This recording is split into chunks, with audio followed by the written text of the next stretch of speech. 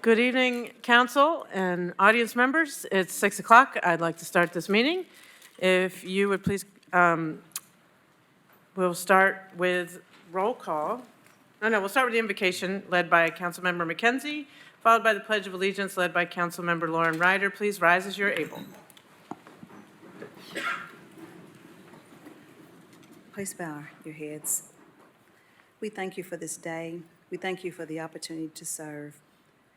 We pray for all those who are homeless, who are hungry, and who are hurting. Bless the men and women also who have taken an oath to protect and serve us, and we pray for peace in this world. Amen. I pledge allegiance to the flag of the United States of America and to the republic for which it stands, one nation, under God, indivisible, with liberty and justice for all. Okay, Mr. Johnson, would you please call roll? Councilwoman Fugit. Here. Councilwoman Helsley. Here. Councilwoman McKenzie. Here. Councilwoman Parker. Here. Councilwoman Ryder. Here. Councilman Roberto. Here. Councilwoman Singh. Vice Mayor Smith. Here. And Councilman Thomas. Here. All members present, Mayor. Okay, thank you.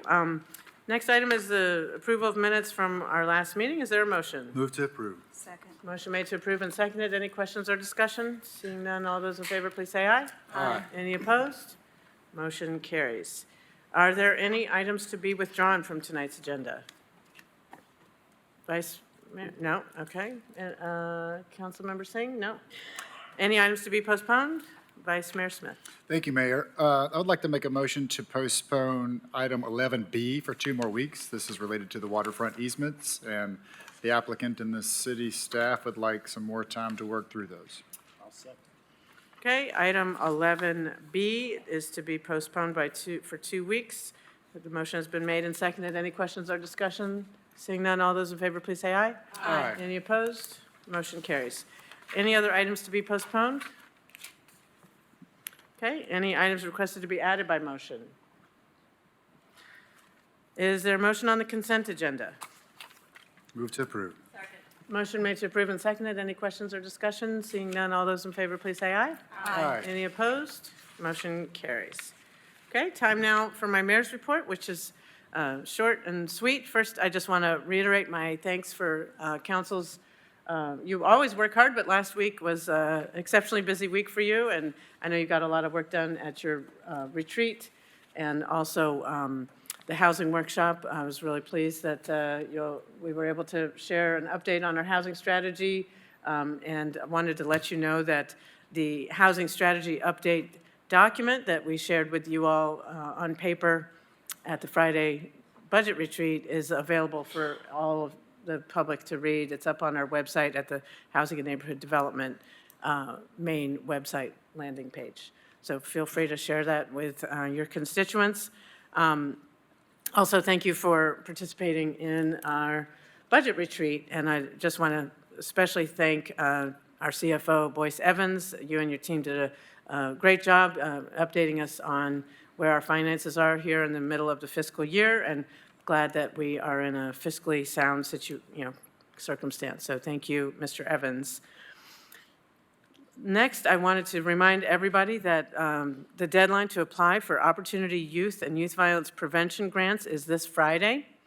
So in previous years, we've had separate grant cycles for spring and summer programs, but this year we are doing one consolidated grant cycle. Awards will range from $5,000 to $40,000, and funding is prioritized by those organizations reaching area youth at the highest risk of violence. So please help spread the word, and to learn more, you can apply or learn more at knoxvilletn.gov/community safety. And a reminder about our rules of decorum. Those who wish to speak either to a specific agenda item or during public forum should sign up with our city recorder, Mr. Johnson, ahead of time. Please do not use profanity, and when speaking to specific agenda items, please remember to stay on topic. Those who fail to adhere to these rules may be ruled out of order and asked to step away from the podium. For those who are listening, please note that you may not disrupt a public meeting from the audience. Those who do may be asked to leave. I appreciate everyone's respect for these rules. And that concludes my mayor's report. Are there any reports from council members? Okay, moving right along to, I'm sorry, Councilmember Ryder. I just wanted to very briefly pass on a thank you to Chief Noel and Chief Sharp. You guys are looking at me like, why? My 16-year-old had the misfortune to have to call 911 on Saturday. And they were in the woods at Imes, and his friend was badly injured. And I just want to say the firemen were amazing. And animal control was also amazing because there was a dog involved that they had taken with them, a shelter dog that they were walking, and that's how the young lady fell and got hurt. She's been discharged from the hospital today, but we're very grateful. We had a very eventful weekend, but very grateful to our emergency services and our animal control services and the work that they did. It was great, it was awesome, and we are on the path to recovery, so thank you. Glad they were able to be so helpful, and glad everyone's okay. Any other reports from council members? All right, seeing none, we'll move on to the next item on the agenda. 8A is a resolution electing Melissa Hatchett to serve as a member of the Industrial Development Board of the City of Knoxville. Move to approve. Motion made to approve and seconded. Any questions or discussion? Seeing none, all those in favor, please say aye. Aye. Any opposed? Motion carries. 8B is a resolution electing Melissa Hatchett to serve as a member of the Industrial Development Board of the City of Knoxville for the Downtown Cinema Incorporated. Move to approve. Motion made to approve and seconded. Any questions or discussion? Seeing none, all those in favor, please say aye. Aye. Any opposed? Motion carries.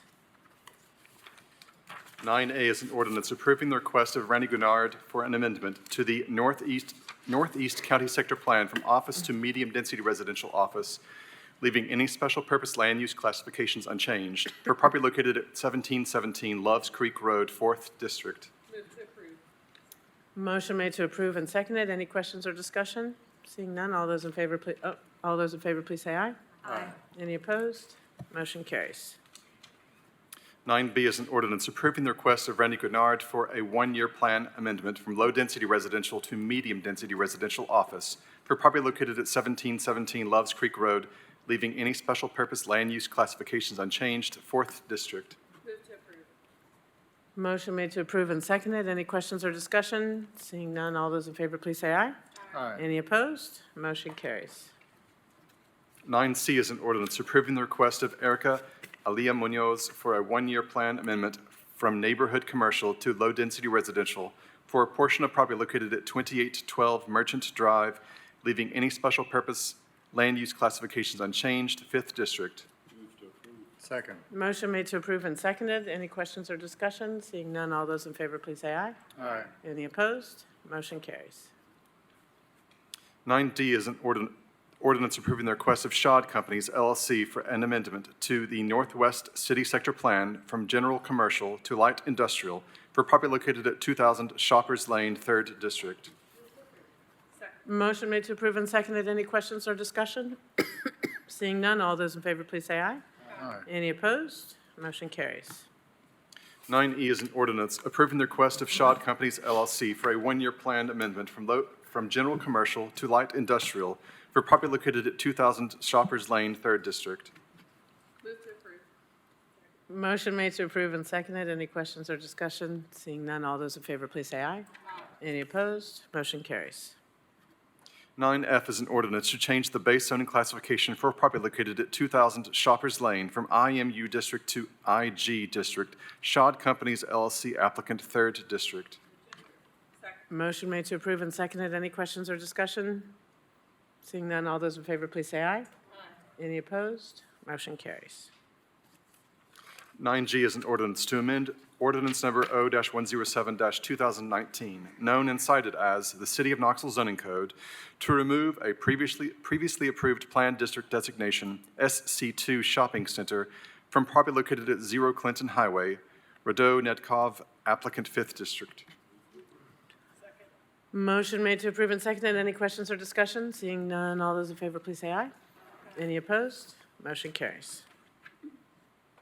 10A is a resolution approving an appeal by John Huber of the Board of Zoning Appeals denial of variances to, 1, increase the minimum front setback from 20 feet to 5 feet for 5 lots, and 2, decrease the minimum rear setback from 25 feet to 5 feet for 7 lots, all located on 0 Helmbolt Road, 1817 Francis Road, 0 Francis Road, and 0 Old Amherst Road in the RN2 zoning district per Article 4.3, Table 4-1, 3rd Council District. Motion, well, we usually hear from the parties first. Okay. So we have 3 people signed up to speak in favor of this. They'll each get up to 5 minutes, and there is nobody signed up in opposition to this item 10A. So first up is Mr. Ben Mullins. You'll have up to 5 minutes. Thank you. Ben Mullins, 550 West Main Street, here for the applicant Huber Properties. This is a unique variance request, and I hope everybody did have a chance to review my letter, because I think, it sets out the kind of the procedural history and some of the uniqueness of this request, as well as I think can be. This is essentially a request for these 7 lots that are on 2 little stub-out properties to the main overall parcel, to switch the front and rear setbacks with the side setbacks, allowing us to reorient the lot so we can create driveway patterns that are straight and organized and safer for the community and for our emergency vehicles. And the reason this variance is required is the strict interpretation of the zoning ordinance are these variances, or these lots have to be served by a shared permanent access easement, or a SPA. Essentially a common driveway that up to 5 lots can share. Under the city's interpretation, the SPA, or these common driveways, are not considered a city street. And the zoning ordinance requires all buildings to face a city street. And so at this, for this property, and of course you have the maps, in order to be able to face a street, it either has to face internal to the larger parcel where the streets are going to be dedicated as city streets, or they have to face out towards Francis Road. And that, because of the kind of the pie shape of the lot and the topography, kind of creates this weird pattern where to be able to face either towards the internal or towards the external, the roads have to serpentine around in order to access them for driveways. So it's really an unintended consequence of a strict interpretation of what the zoning ordinance is. This was denied by the Board of Zoning Appeals by a vote of 3-1, and there was opposition at that. And I think the opposition focused on, overall the development and the perception or the misperception that this was really about acquiring additional density. Planning Commission approved 2 different concepts on this. One for 66 lots that did not need any variances. One for 67 lots with the variances. We have since gone back and been able to reorient our plan for the one without the variances, and we can get 67 lots on that, and that can go through and be approved administratively. So it's not about trying to squeeze one extra lot in it. It's really trying to create a traffic pattern that is organized and safe, and it gives us flexibility to work with the neighbors that are adjacent to us. And we have Ms. Moore, who will speak, I think, briefly on this as well. She is the one that's most directly affected by this, and we were able to work with her and deal with some potential encroachments that her property had in ours, with a driveway and a retaining wall and some other things. And with these variances, give us the flexibility to be able for her to keep that without there being any conflict, and give some additional space. So, this is one where it meets the criteria for hardships, because we are dealing with something of an exceptional odd-shaped lot. And there are also some topography issues, and our engineer laid out the topography concerns on page 201 and 202 of your packet. And, I outlined all the different criteria that we have to look at.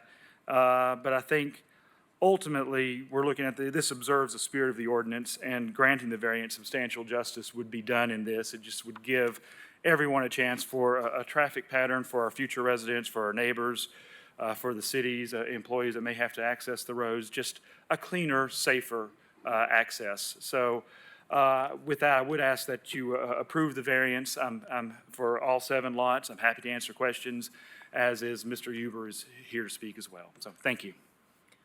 Thank you. Next person signed up to speak on this appeal is Yvette Moore. Ms. Moore, if you could come to the podium, state your name and address for the record, and you'll have up to 5 minutes.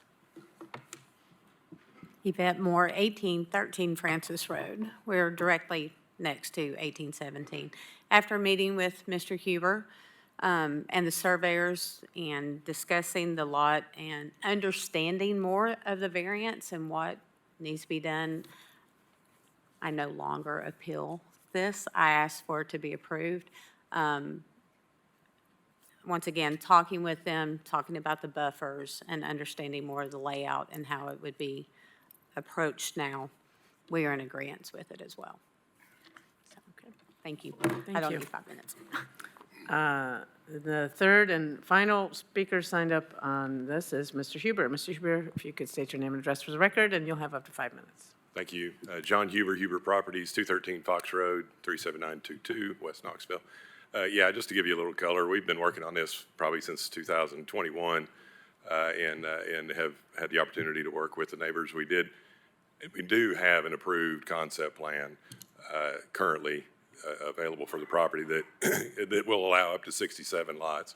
So the variance request will actually allow us to, as Mr. Mullins said, orient the buildings in a way that I, in my opinion, in my engineer's opinion, that'll be much safer, much more easily understood, actually reduce the impervious area for it, and actually increase the distance between the neighboring houses and the new houses that'll be built.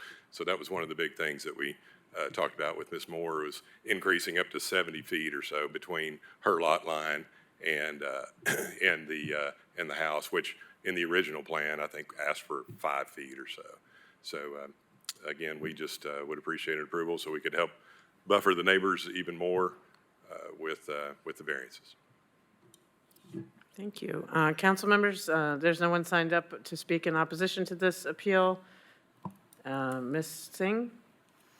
Thank you. Mr. Huber, I have a couple questions for you. One, I'm really glad everybody worked together. That is amazing. The 70 feet setback, is that another process that you need to go through, or did you already go through that? We are looking into that now, but the variances, if they are approved today, we believe will allow us to do that, to allow that buffer up to 70 feet between the property line, common property line, and the edge of the building. If there is a scenario, we could potentially have to come back through and ask for another variance to clean it up effectively. But we believe that the variances, the 7 variances we've requested today, should cover that. What are you thinking you might need a variance for again, if? It would be a similar, just the same variance. There's been so many different iterations of this layout, and it's changed, and lot numbers have changed and things like that. So I'd like to reserve the right to go back and talk to city engineering and planning commission staff to make sure that we have the right lot numbers and the right variance requests for those. But that's the only thing that could change. All it would be was again, the front and rear setbacks reduced to 5 feet, but then at that point, the side setbacks become 20 feet and 25 feet, since we're just rotating the building. But that's the only thing that we would ever ask for. Well, you have to go to planning to make that, where you change the configuration that you had the 70 feet? Yes, we will. Okay. We'll take that back through staff, a staff request for them to review and approve. I just want to make sure that happens, so It does. I'm trusting you with that. No, and I actually formed an email and sent it to Ms. Okay. Moore with that plan that we're talking about. Good. Emailed it to her and detailed all the changes that we are planning on requesting staff to approve with the approval of the variances. Thank you. Yep. So I am in favor of this variance. I think mainly what it does is just clean up the configuration of the driveways and actually makes things safer so that everyone's not coming out onto Francis Road. Thank you. Councilmember Ryder? Yeah, Mr. Huber, I'm just trying to understand the diagram. I have no opposition. Which way do the doors point? Are the doors you're going with this layout, the bottom one. I know you probably can't see, but it's your two, the variance that you need gives you this layout down here where everything's in line versus correct. up here where it looks like a Dr. Seuss village, maybe. No Right. offense. Exactly, I don't know yeah. how else to describe it to you. So- Anyway, are these people's doors facing this lot here, or are they facing the railroad? These will be facing the lower lot, The away from the lower? railroad. Okay, okay. Correct. I just was trying to, and refresh my memory, because it was 2021 when we voted on your rezoning. Right. And if I recall, was it RN2 or RN3? RN2 is what we, RN2. So these are single-family, not duplexes? they're single-family detached, not duplex Okay. style. But was that one of the conversations back then, was possibly duplex? It actually started out as multifamily, and RN5 was the request. And I met with the neighbors, and they had some discomfort with that. So we backed it up to a RN2 request, but made it known to the neighbors that we were hoping to do some affordable housing with duplexes. Again, through the meeting with the neighbors, they came back and said we really would prefer to have single-family detached. So we backed up again, created a single-family detached subdivision, and here we are today. Okay. And so I know you're probably a little ways out, but do you know what the price points are going to end up being, or what the square footage is? I guess the market will dictate. It will, but I mean, we're probably in that 300 range. We're trying to do everything we can do to keep it as low as possible. Because they're not subsidized, they're just, okay, you're just trying to No, the value original- engineer and, Right, the original plan that we had talked about would have been a subsidy through THDA. okay. But, you know, again, working with the neighbors, they didn't want that in the area, so we changed it to the single family. Okay, all right. I appreciate the refresher. It's been a while. And one clarification, there's two sets, and I'm looking at page 170, or I'm not sure what page this is, Ben, but. I don't know, the one I have is from Mr. Mullins' letter. It says Right, page you're- 3 of 5. Right, And and there's you- exhibit A and C. Right, and you've got lots 24, 25, 26, and 27. That one, those do face the railroad tracks. Now, if you flip to the page. Oh, those were the ones I was talking about. Right, that's why I wanted to make that clarification. Okay. So if you flip to the page before, lots 30, 31, 32, and 33, on the bottom, those face away, so I just wanted to make sure you understood. Oh, because we're discussing the ones, There's all of the them. ones that exit to Francis, and then there's, Right, but the only ones that you're changing on the concept plan, like A and C, the only difference are these ones up here backed up to the railroad, right? that's on those, but there's a total, there's two different areas that we're asking for the Oh, I variance. see it now. I So see it. one faces the railroad track, one faces away. I just wanted to make that clarification. Okay, all right, appreciate it. Thank you. Councilmember Roberto. Thank you, Mayor. Mr. Huber, just for a reminder for people who are paying attention to this, how many units are we talking about? You're creating detached, single-family homes. How many units are we talking about? Yes, sir, it's 67. Okay, thank you. Councilmember Parker. I just wanted to echo the comments of my colleague, Councilwoman Singh, and thank you for being willing to work with the community on a project that will, fit the area, but also just be more amenable to what that neighborhood was hoping would come in there. I'm actually really surprised, but I'm very, very happily surprised. And I think it sets a good, I think you have a good reputation, but it furthers that reputation for many in our community when we see that willingness to work with the community. Thank you so much. Thank you. Councilmember Ryder. Yeah, follow-up question. So I'm just for my own, when you were talking about doing a duplex, Councilman Roberto asked, this is 67 units, this plan. How many units would there have been if you'd done duplexes?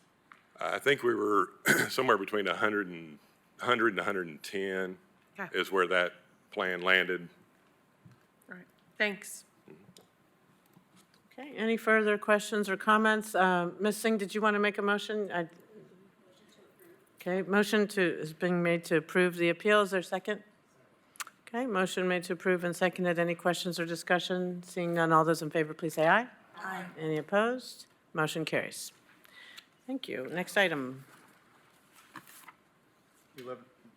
11A is a resolution authorizing the mayor to execute an agreement with the Old Mechanicsville Neighborhood Interest Incorporated to award a microgrant in the amount of $550 to support efforts to reorganize and revive the neighborhood organization. Move to approve. Motion made to approve and seconded. Any questions or discussion? Seeing none, all those in favor, please say aye. Aye. Any opposed? Motion carries. 11C is a resolution authorizing the mayor to execute an agreement with Rogers Group Incorporated in the amount not to exceed $4,959,121 for the 2024 resurfacing Phase 1 project. Move to approve. Motion made to approve and seconded. Any questions or discussion? Seeing none, all those in favor, please say aye. Aye. Any opposed? Motion carries. 11D is a resolution authorizing the mayor to execute an agreement with S&ME Incorporated for professional services to provide a limited environmental site assessment and surveying service, including soil and water analysis, in advance of the anticipated replacement of underground fuel storage tanks located at 1334 Lorraine Street at a cost not to exceed $42,400. Motion made to approve and seconded. Any questions or discussion? Seeing none, all those in favor, please say aye. Aye. Any opposed? Motion carries. 11E is a resolution authorizing the mayor to execute an agreement with Blossman Gas Incorporated for the provision of propane services to include setting of cages, provision of cylinders and filling services, and related inventory control, as well as for provision of propane autogas for the city's biofuel vehicles at a cost not to exceed $50,000 per year.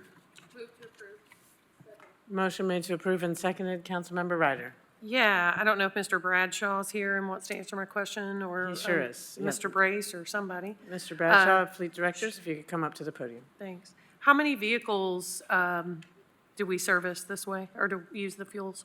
There's about 50 altogether. There's 20 pickups and SUVs, about 20-plus lawnmowers, and then a handful of forklifts and other equipment, 50 Okay. altogether. Is it pretty much all public services vehicles? For the most part, yep. Okay, and these two agenda items are tied together. It's like remove, the agenda item we just approved right before this, is that to move those fuel storage tanks, and then they're No. not tied at all? Not at all, no. Okay. They're not at the same site or anything? Well, they're near each other. Yeah, Oh. the fuel site there is right off of Lorraine Street, and then the propane vehicles are serviced at the heavy shop there at Lorraine Street. Okay, all right, thank you for the extra info. Okay, any other questions or discussion? Seeing none, all those in favor, please say aye. Any opposed? Motion carries. 11F is a resolution authorizing the mayor to execute an agreement with Danforth Consulting LLC to provide technical assistance services to support continuum of care planning activities in an amount not to exceed $61,826. Motion made to approve and seconded. Any questions or discussion? Seeing none, all those in favor, please say aye. Any opposed? Motion carries. 11G is a resolution authorizing the mayor to execute any and all documents necessary to apply for, and if awarded, accept, a grant from the Federal Highway Administration to provide funding in the total amount of $1,400,604 for the Knoxville Area Transit for Advanced Transportation Technologies and Innovative Mobility Development Grant Assistance with the city match of up to $280,121 to provide operating assistance for an on-demand transportation service. Motion made to approve and seconded. Any questions or discussion? Seeing none, all those in favor, Councilmember Helsley. Thank you, Mayor. I saw Director Thorne come in. Would you mind coming to the podium and explaining this Attain grant in a little more detail, please?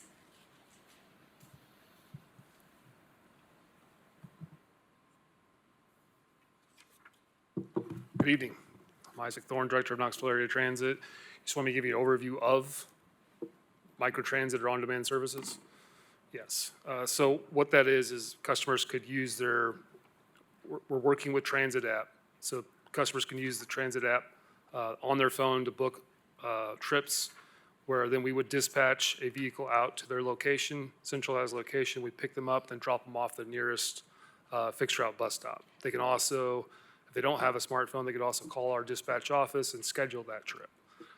But this is, we're trying to deploy this in an area where it's low income, that they don't have access to transit at all right now. So that's where we're looking to deploy this type of service. Thank you so much. Thank you. Any other questions or discussion? Seeing none, all those in favor, please say aye. Aye. Any opposed? Motion carries. 11H is a resolution authorizing the mayor to execute an agreement with KMF3 Services LLC to perform mowing and landscaping services at the Phil E. Keith Training Center located at 6388 Cement Plant Road in an amount not to exceed $61,852. Motion made to approve and seconded. Any questions or discussion? Seeing none, all those in favor, please say aye. Aye. Any opposed? Motion carries. 11I is a resolution authorizing the mayor to execute an agreement with Brooke Lynn Bagley to provide part-time mental health and wellness assistance to members of the Knoxville Police Department in an amount not to exceed $74,000 over the 18-month term of the agreement. Motion made to approve and seconded. Any questions or discussion? Oh, I'm sorry. There's a speaker. Ms. Tina Sparks is signed up to speak in opposition to this item. Ms. Sparks, are you present? Okay. She's not present, so no one else is signed up to speak on this item. Council members, any questions or comments? Councilmember Parker. I can ask the question because Ms. Tina did ask me the question, and I didn't have the answer. But her concern was around how much, what does our investment look like in terms of mental health support for KPD? Is this separate from the chaplain program? Is it replacing it? Is it supplementing it? I think just some more details about our efforts. Yeah, Chief Noel? Sure. So this is a supplement. So we have our chaplain program. We have our in-house peer support program, which is in-house peer support employees who, exist to come out and help people. In fact, we did this in the response of Deputy McGowan's death. Our internal peer support team really sprang into action, was able to help people. And this is a supplement on top of that. So we applied for the law enforcement mental health and wellness grant. And so this is going to allow us to be able to bring Brooke in for about 16 hours a week for the next 2 years to be able to provide in-house sessions if we need it. So it's an enhancement on top of everything else that we're doing. Okay, thank you. Councilmember Fugit? Thank you, Chief. Just a follow-up. So that is more intensive counseling that people can do at the department rather than having to leave to get the mental health support, and probably with someone who understands policing. Absolutely. So she really specializes in law enforcement. This is voluntary. So if somebody wants to get mental health services outside of the workplace, they could go through the city or the health insurance or anything. But she's available in-house to sit down and talk to people while they're working. Thank you. Any other questions or discussion? Seeing none, all those in favor, please say aye. Aye. Any opposed? Motion carries. 11J is a resolution authorizing the mayor to apply for, and if awarded, execute any documents to accept Full Circle Community Invasive Species Control and Biomass Utilization Project grant funding for the Tennessee Department of Agriculture, Division of Forestry, via the United States Inflation Reduction Act in an amount not to exceed $534,365 with no local match required. Motion made to approve and seconded. Any questions or discussion? I'll just say that I love the Inflation Reduction Act. It's already starting to make a difference in our community, and I hope we get this grant. Any other questions or discussion? Seeing none, all those in favor, please say aye. Aye. Any opposed? Motion carries. Okay. 12A is an ordinance to amend Chapter 17, Article 2, Division 4 of the Knoxville City Code relating to the operating procedures of the vehicle impoundment lot. Motion made to approve and seconded. Any questions or discussion? Seeing none, all those in favor, please say aye. Aye. Any opposed? Motion carries. 12B is an ordinance to amend the Knoxville City Code Appendix B zoning code, Article 10.3.b, accessory dwelling unit, and to add to add or amend standards for ADUs. R. Bentley Marlowe, applicant, all districts. Okay, there's, I think, a couple people signed up to speak on this item. There are 3 people here to speak in. Okay, did you? Total, Okay. these are in favor. Okay, and then these are Yes. all in opposed. opposition to in favor first? Yes, that's right. Okay, there's 3 people, there's 4 people signed up to speak in favor and 3 to speak in opposition. We'll start with the 3 in favor. First is Mr. Marlowe. You have up to 5 minutes. Please state your name and address for the record. All right, Bentley Marlowe, 322 Douglas, Knoxville, Mechanicsville, 37921. So this proposal has started many, many months ago, utilizing a provision of the zoning code that was enacted by a prior council, but still on the books, allowing me as a private citizen to bring this forward to planning. At its first bite at the apple in front of planning, unfortunately, planning did not see fit to give it much attention. And kind of sidestep. No, this one actually they did. The commission itself kind of surprised everyone in the last minute with, from the meeting, made some changes and pushed it on to you guys, along with the others that they didn't address that I appealed and brought to you, which I believe that was September, October, maybe September, August, somewhere in there. You guys sent it back. I agreed to do that. Wanted it to go back. I wanted more robust review. This time planning did give it some attention, and commission once again made some changes to what I suggested, but approved it and sent it up here. I postponed it to allow the mayor's proposal for missing middle housing to go and be sure that these were not conflated or confused. And now it's time for this one to come to you. What we have before us is not sufficient in my mind. I still believe we would have challenges. As somebody who's building these and has built them, I believe that the lot size minimum is a huge obstacle to overcome. And you would also remember that Opticos told us that lot size minimums is a poor way to regulate zoning and density. The parking is a challenge. And again, Opticos tells us that parking is a challenge. And I'll note that the first time planning reviewed this and sent it to you, they removed parking. I don't know, maybe just apathy by the second time they had to do it, but it stayed in there this time. And the height challenge, the height restriction creates a challenge. 18 feet is kind of arbitrarily picked out. I've talked to Lindsay Crockett and Amy Brooks. It's intended to prevent a 2-story ADU. And I think that once again, we paid hundreds of thousands of dollars to listen to Opticos, and they said, you know, you really should be regulating stories. So if we don't want 2-story ADUs, let's go to 1.5 stories, the language that we used in the Missing Middle program, which would allow us some flexibility so that if we need, because of the structural framing elements, to ensure the building is built safely and has fire protection, you know, maybe we need to be 20.3 feet. I think that's an example from a real-world case where someone wanted to build one, and they couldn't because at the end of the day, it was calculated to be 20.2 or 20.3 feet. So a few modifications, I think, are in order. But I will stress that it's not only me that has suggested the owner-occupant restriction be removed. And I actually offered as a compromise in a consultation with Mr. Roberto and many of his constituents' concerns to try to limit this to the TDR, to bring this as a companion piece to Missing Middle. Because if all of you recall, Opticos talks about ADUs as part of Missing Middle, particularly in conjunction with the types that have been passed in the Missing Middle housing program: duplex stack, duplex side-by-side, triplex, and fourplex. Each one of those types is suited for an ADU, according to Opticos, who is the preeminent national expert on this.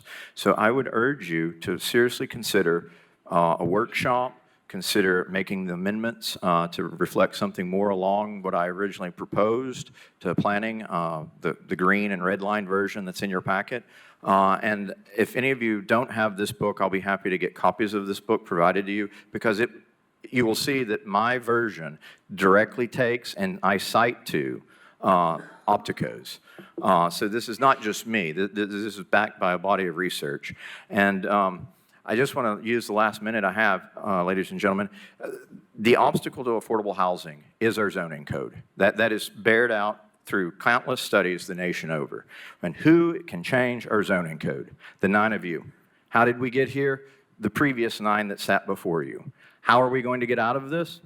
The votes of the 9 of you. You don't need the mayor to propose it. The mayor can't even veto it. You guys have the authority to change our zoning code. By state law, it's got to go through planning as well, but planning is showing that they are very receptive to making some very bold changes. I challenge you all to find some boldness and take some courage to represent everyone in the city, because the majority of the city are renters and they're struggling to afford their rent. Thank you. Thank you. The next person signed up to speak in favor of this is Parker Bartholomew. Mr. Bartholomew, if you could come to the podium, state your name and address for the record, and you will have up to 5 minutes.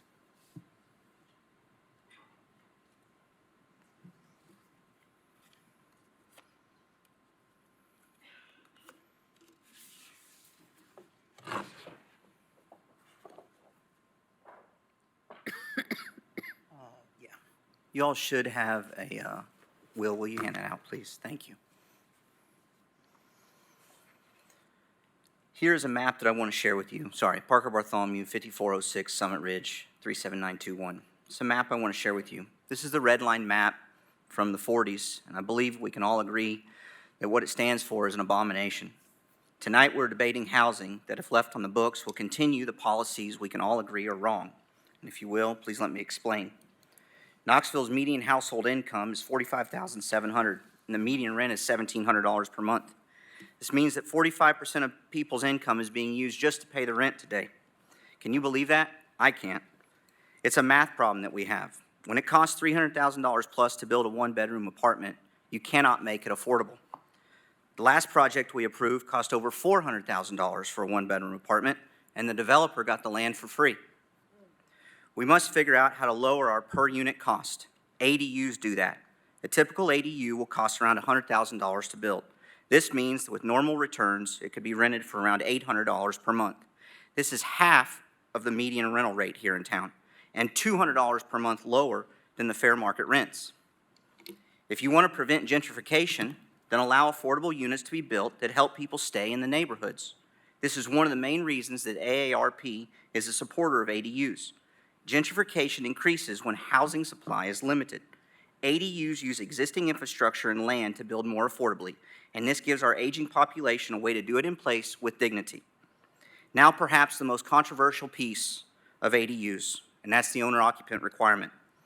Owner-occupants requirements thwart investment in ADUs for homeowners that want to add them to their primary residence, because building an ADU shrinks the pool for future buyers. Retaining ownership of a home in ADU as rentals is not legally allowed. Owner occupancy requirements force appraisers to rely only on comparable sales that do not include ADUs. Rather than viewing the ADUs as a potential income-generating unit, owner occupancy requirements make it so people trying to build a backyard ADU for their own use to rent are limited in what kind of financing they can get. If a lender was to foreclose, the lender can't live there and will be immediately in violation of the owner occupancy requirement. In order to construct an ADU, a homeowner will need to use cash or a home equity loan. Other loans are made more difficult because of the appraisal challenges. An investor who has the capital to build the ADU is not allowed to. We're relying on those with very little experience to actually get these built, meaning actual homeowners. Every other kind of housing is neutral on renters and owners. The government doesn't get involved with it. There's no other kind of housing where we ban renters. With an owner occupancy requirement, we are clearly discriminating against renters. The owner occupancy requirement is phrased as increasing safety because the owner will be on site. Why do we not require this for apartment complexes or for hotels? How are renters less concerned about the safety of their neighborhoods than homeowners? How does allowing affordable housing make neighborhoods less safe? Once ADUs are built, the city cannot enforce the restriction. The only bite at the apple is limiting their construction and financing of them. Owner occupancy requirement has one goal, and that's to prevent ADUs from being built. Now to the map. Green stood for best, blue was still desirable, yellow definitely declining, and red is hazardous. Any area that you see yellow as red is where African Americans lived. Let me say that again. Any area on this map that you see in yellow and red is where African Americans lived. No areas that are blue or green had a single African American living in those areas. The title of this map is Residential Security Map. Sounds familiar. However, African Americans were not the only ones discriminated against, but also the poor. It was used to determine where financing can be provided. That also sounds familiar. A method of limiting financing options and justifying it by arguing safety and character. The owner occupancy requirement for ADUs does exactly what the redlining maps did. When you legalize discrimination against renters, you are continuing the same points of redlining. The owner occupancy requirement clearly discriminates against renters. We now have more renters than homeowners in the city. I do not understand why we would continue to advance a policy based on fear of what a renter is. I think it's time to ask the neighborhood advocates why the same opportunity afforded to them should not be afforded to others. Today, we get to see which path we're on in Knoxville, Tennessee. It's my hope we will vote yes today on removing the archaic and discriminatory homeowner or owner occupancy requirement for ADUs. Thank you. Thank you. Those maps are for you all to keep. Thank you. Next person is Mr. Dustin Durham. Mr. Durham, you can start by stating your name and address for the record. And you will have up to 5 minutes. Dustin Durham, 114 Cornelia Street, Apartment 2, 37917. I want to start by thanking some people. I want to thank Mr. Marlowe for his persistence in pushing for more housing in this city and for the needed changes to our codes that are holding us back and directly causing this housing crisis to get worse. I want to thank the Planning Commission for passing Mr. Marlowe's proposal, though not all of it, to include the removal of the owner occupancy requirement, setback requirements, and the maximum gross floor area requirements. And I want to thank you, Council, for your continued work in attempting to fix this crisis and build a Knoxville based on inclusivity and hope. And while I support far more being done as quickly as possible, especially in regards to ADUs, for example, the total removal of an off-street parking requirement, I understand that change can be worrisome for many and that often progress happens in increments. In the future, I'm sure we will revisit ADUs and the related codes as one of many tactics to provide more housing here. Just like how missing middle won't solve everything, nor will ADUs. But both are critical to add housing supply to this city, both for renters as well as homeowners. So, with the existing text that you are voting on in mind, I want to speak on what is the main point of contention, the owner occupancy requirement. I fully and passionately support the removal of this. Not only does this requirement prevent many locals from adding ADUs to properties they own but don't reside at, but the reality is, has been said many times before, is that this crisis is just an issue of supply and demand. We need more places for folks to call home. Whether that home is owned or rented should not matter. We are a diverse city, and 51% of us are renters. Yes, we should provide as many structures as possible for people to own and build wealth with, as I one day hope to do. But we need to remember that those of us that rent are equally valuable and valid residents in this city, and our current ADU ordinance is hurting us far more than helping us. An ADU is not an Airbnb. Fears of ADUs somehow bringing in short-term renters of a few days or weeks at a time are unfounded and quite frankly offensive because it makes ADUs seem like something detrimental to neighborhoods. I can't stress this enough. Something that is not a single-family detached house and that is not owned needs to stop being treated like a virus to expel and instead needs to be understood for what it is, just another type of home for people in a different stage of life or with different needs and preferences. Fears of neighborhood change are always to some degree valid. People care about where they live and they want to make sure it's treated well. We all agree on that. However, I would challenge every single one of you to make policy decisions based on fact and not fear. When there is data that disproves our fears, which there is for ADUs without an owner occupancy requirement, we must act based on data and hope, and not on fears that hold people back. The specter of large out-of-town investors swooping in and buying properties is unfounded. A fair fear, sure, because we all want Knoxville to be cared for. by Knoxvillians, but it is a fear based on a boogeyman and nothing more. You cannot listen to those who always say the world will fall in with any increase in density or an addition of renters to neighborhoods. That has never proven accurate, and it is offensive to the majority of us who rent or need to live in a manner different than a detached single-family home.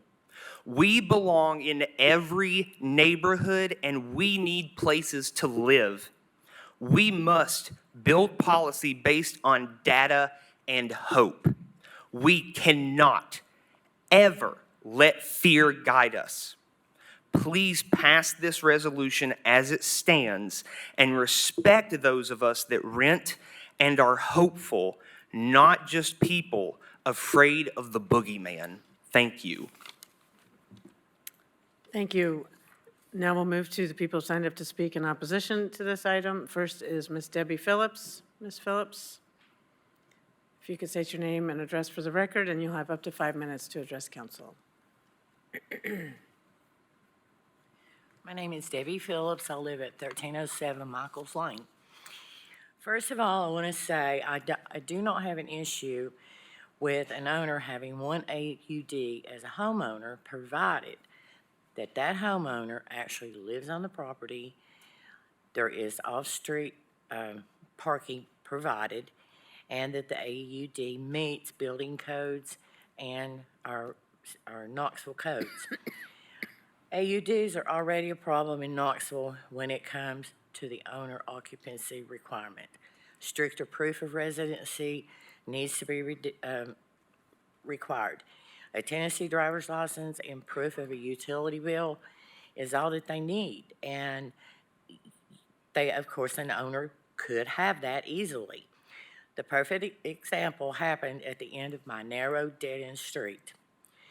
Back in 2018, a single-family dwelling with a over-the-garage apartment was sold. The gentleman that lived above the apartment had to move, and it was turned into an Airbnb, but the owner still lived there.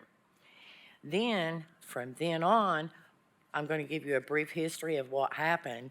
In 2019, there was a tiny home put there. There was no permits. Codes was made aware. And then he finished the full-size basement in the single-family dwelling, and so therefore he had 3 Airbnbs and a glamping tent, which we do believe is still there. In 2021, he moved away, but he still had a driver's license at that address, and he still, of course, had utilities there. The main level was converted into a duplex. This made a total of 5 Airbnbs plus the glamping tent. In August of 2022, he sold the property.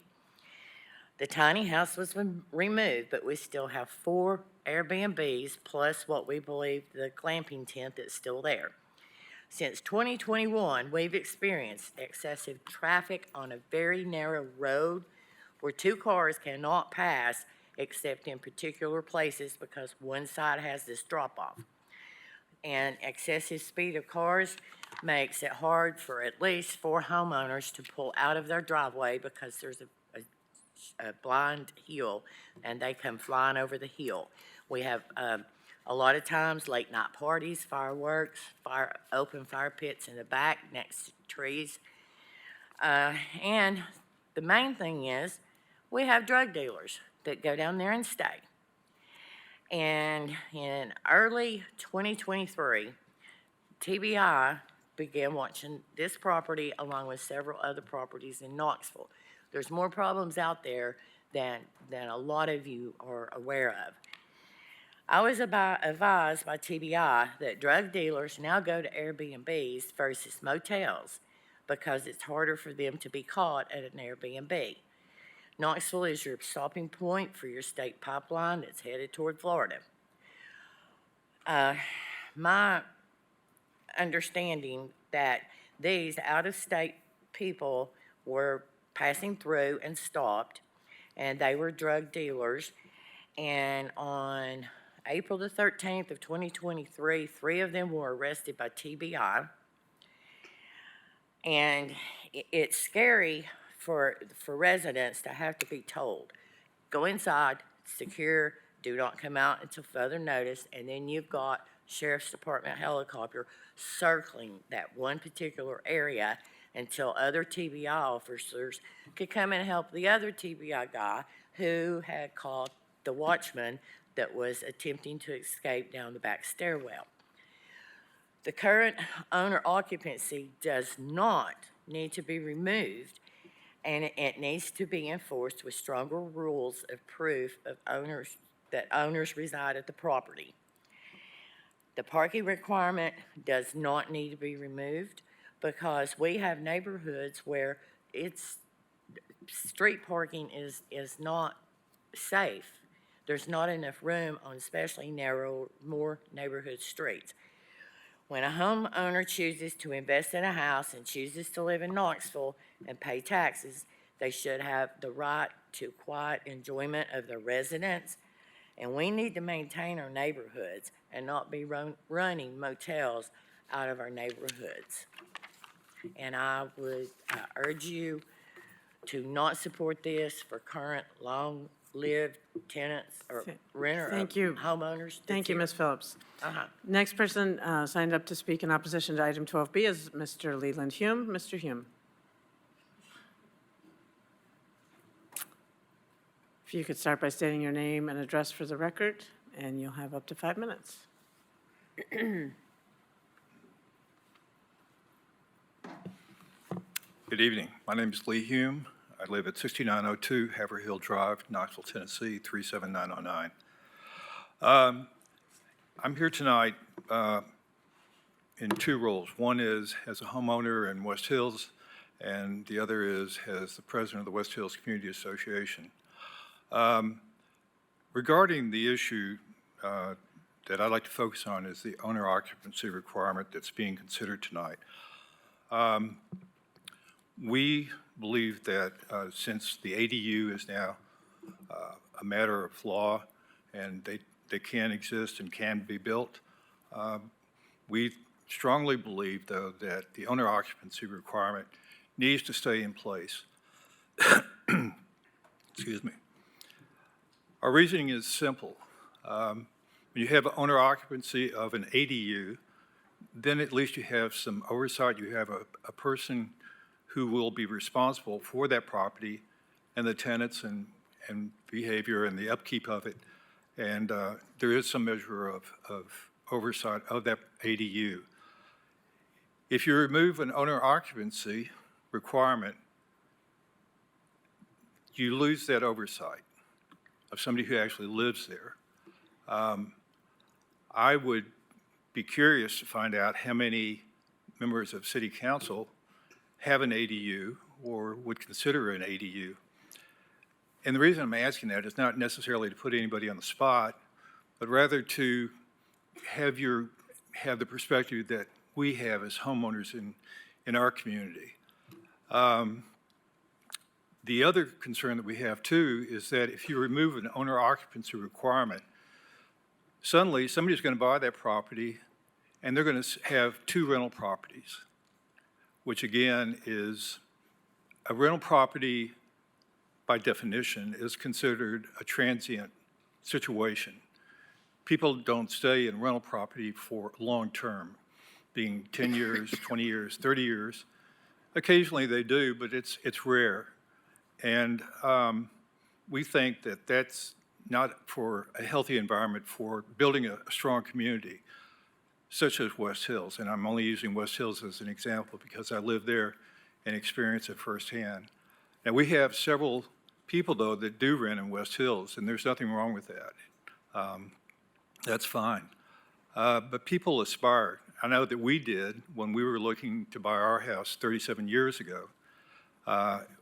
We knew what West Hills was about. We knew the community. We knew it was strong, good school, good families, community that looked out for itself, took care of one another.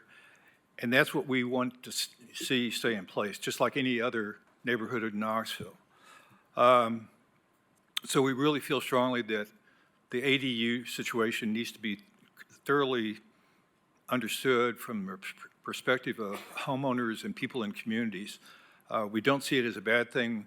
When we first learned about an ADU and how it was supposed to function, we were told that it was pretty much like for family situations. You have an older parent that may need a place to live, or you have a child that needs a place to live, and so you build an auxiliary dwelling unit that they could be there on your property, and you could be close by to help them as needed.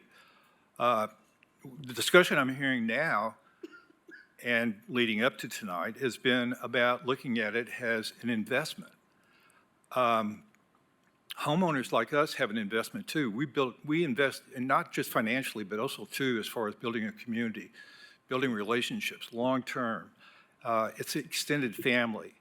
And we want to do everything we can to protect that environment. We really strongly know and believe that that leads to a healthy community and a healthy city. And I think that it's your responsibility as members of city council who can make ordinances that can influence the healthiness and the vibrancy of this city and communities like West Hills, that you act and think, long-term. We know that there's a housing situation right now. Demand is high, but there could be short-term solutions that have long-term negative consequences. And we think that if you drop the owner occupancy requirement for ADUs, that could be devastating to not only our community, but communities across the city long-term. We ask that you please consider that. Thank you. Thank you. The third speaker signed up to speak in opposition to item 12B is Jay Schmidt. Mr. Schmidt, if you could come to the podium, and you'll have up to 5 minutes to address council.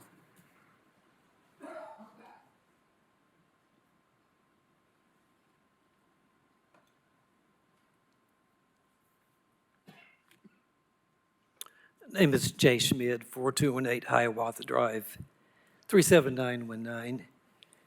And I'm also here in a dual role as a homeowner for 30-plus years at our home, and also as president of the Kingston Pike Sequoia Hills Association. We agree ADUs are a thing. They're going to continue. They're coded into the law, and we're good with that. We really strongly think that the owner occupancy should remain. I know Councilman Roberto worked on this extensively when the recode went through 5-6 years ago. A lot of things Mr. Hume said, I'm not going to reiterate what he said because we think along a lot of the same lines, but we feel that owners should be present. He spells out that having an owner there gives some eyes on the situation of an ADU. There's some ADU-type structures in Sequoia that go back 80 or 90 years when they were built, some of those older homes. They weren't called that back then, but they were places for other family to live or extended non-family members. This is different. We want to keep our neighborhoods vibrant, growing. Sequoia is a diverse area. It's got single-family homes. It's got some apartments. It's got some townhomes. There's a fair number of rental properties. There's a lot of, like I said, existing ADUs that go back many decades. I don't know the exact number. There's more than many people think. So we would just ask for council to think of this carefully. We want to keep the neighborhoods growing, and we don't want to see, as he's implied, outside people coming in. Is that a thing? Well, maybe it is. You look at Nashville. Nashville's had a lot of changes the last decade or so, and I've heard secondhand information for whatever that's worth. There's been a lot of changes that people there aren't always most happy with. Older homes getting bought up and ADUs may be part of it. A lot of them just turn into rentals and too much traffic, too much everything. So that's all I have to say. We just appreciate what everybody's done on council and city staff to work this. This is a complicated issue, and we hope you can use your wisdom with this. Thank you. Thank you. Councilmember Roberto. Thank you, Mayor. I want to start off by thanking the neighbors and the neighborhoods who came out to the town hall that we had in the 2nd District on this particular issue. We specifically discussed owner occupancy and that requirement for ADUs. I was also really pleased that we had neighbors outside of the 2nd District who were concerned about this and came as well and expressed their pleasure that this was being discussed. I also want to thank Director Brooks and planning staff for recognizing the inherent risks of this proposal and not recommending any changes to the owner occupancy requirement. For those of you who are just now tuning in to this topic, ADUs is a strange sounding name, but this was a highly contentious issue in 2019. ADUs stands for accessory dwelling units. And basically what we're talking about there is a primary unit and a secondary unit that would be on the same property. The primary unit would be the larger one, the secondary unit being the smaller one. During that debate and the contentious issue that came up with accessory dwelling units, the owner occupancy was added in to make sure that there were opportunities for ADUs.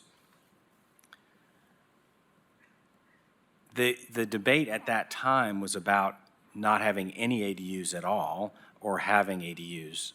And the compromise came up with having it be owner occupied. And that satisfied the issues because at the time, a lot of the discussion was about if you have aging parents and you wanted to have them stay at your house, but they wanted to have a little bit of independence.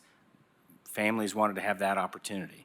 If you had younger children who were adults but not quite ready to leave the house yet, you could have that opportunity. If you wanted to rent it out for some income, you could do that. All of that is currently in the ordinance that exists right now. You can do all of those things. It's really no secret, and we've talked about this at last meeting, we've talked about this exhaustively, that there's a lot of interest in Knoxville. And this has created an imbalance in supply and demand. There's already a great interest from investors in buying homes in Knoxville, as there is across the country. Removing owner occupancy provides an enhanced incentive for investors to buy our limited supply of housing. Now, if our challenge is about supply, then we don't help the situation by accelerating demand, especially in our more affordable neighborhoods. And the proposal that Mr. Marlowe discussed about limiting this to the TDR, well, there is more infrastructure there, and that was the basis of the missing middle. There are no guardrails when you're inviting more investment into a community. ADUs are not cheap. They are expensive to build. They will not be affordable. They will be market rate. That's not affordable. What you're talking about is identifying and targeting affordable housing that exists and having folks come in, buy it, renovate everything, build something new, and make it much more expensive. That's not helping the situation. That's not helping renters. What we need to be doing is what we've been talking about and focusing investment opportunities along the corridors where we can have mixed-use development. That's what we need to be doing. I believe that removing the owner occupancy requirement will do exactly what I just said, incentivize more housing to be invested in and bought up. Even when you heard the speakers, what words did they use? They talked about investors because this is about profits. It's not about families and opportunity. This will hinder our efforts to provide equitable homeownership opportunities with diverse, attainable, and affordable housing options for all of Knoxville to call home. As such, I can't support this amendment. This proposal changes the focus of the ordinance from giving families options to giving investors profits, and I'm not going to vote for that. Thank you. Thank you. Councilmember Ryder? Or was Councilmember Singh first? I'm sorry, we'll do you after Councilmember Singh. Go ahead. Put your mic on, please. Yeah. First, I'm going to start with some of my feelings, and then go into some facts. There are a lot of good people having this conversation, but whenever we start talking about where we're going to put renters, stick them on the corridors, stick them into these red line districts, that's what it feels like we don't want to deal with them, and they're a second-class rate of citizen here. And like I said, this is my feelings, but I'm a renter. When I was looking at this red line map and understanding what the legend was, felt real personal. I guess the second grade, and Parker, you could tell me if I'm wrong, means that there's at least one Negro or one foreigner present. So that feels real personal, because it feels like the same thing is going on right now. There are neighborhoods who want special privileges. This housing situation is our cities, not just to be dumped on certain people who aren't going to come out here and speak against it or speak for their own housing because they're too busy trying to make their rent. When we were doing Recode, one of the things we talked about was established neighborhoods not having to allow ADUs. I wonder, did we ever create that process? Okay, so has anybody applied for that? That's a Ms. Brooks question. Ms. Director Brooks? No, no one has applied for it. So that is something that can be done at this point if somebody wants the special privileges, right? Another thing we were asked, do any of us have ADUs in our yard? This isn't about what I do in my yard. This is about what my neighbor does in their yard. And I'm trying to control what the other people in my neighborhood are doing. So as far as personal property rights, there's no respect to that. This being about investment completely, that's more about exploitative capitalism and not about housing. And right now, what the problem is that we're having is housing. Yes, there are going to be investors because this is what we live in, but there's also going to be housing. That's it. Thank you. Councilmember Ryder. Yeah, I have a lot to say, and there's no way 5 minutes is going to do it, so I'm just going to tell you guys. You can we can come back to you. Oh, after. I know, you're going to cut me off at 5 by my own desires. I don't even know where to begin. I'm going to start off by saying I'm not going to die on my sword on owner-occupied. It's not enforced. It's never been enforced. We don't regulate. We don't deed restrict. You can build an ADU, have an ADU, and you can sell the property, and we don't control who buys it. Councilmember Roberto, there are things that you said I agree with, and there are things that you said that I don't agree with, and I don't have time to get into it in my short windows that I get here. But there are a lot of cities that are incentivizing ADUs, and most of them are sticking with owner-occupied. Very few of them are removing the owner-occupied. But here's what I want to point out specifically. You gave pretty impassioned points about owner-occupancy, ADUs, and investors coming and buying those. We do not owner-occupy restrict rental houses, single-family houses, duplexes, quadplexes, anything else. I could go buy any house in any neighborhood across this city. Well, maybe I couldn't. I don't want to make it sound like I got a bag of money sitting around. If I had a pot of money and the financing ready, I could go buy a house. And I know some pretty good architects. They might be listening to this meeting from home. They can take that compliment. They could design an addition for me to have a duplex at any house in yours or my neighborhood, a use on review. And I could do that as an investment, and then I could resell it, and I could rent them both out, because we don't own or restrict that. So that's where this is a kind of a, but I'm not gonna die on my sword on the owner occupancy. I'm gonna say that our ADU requirements are too complex. They're all over my neighborhoods.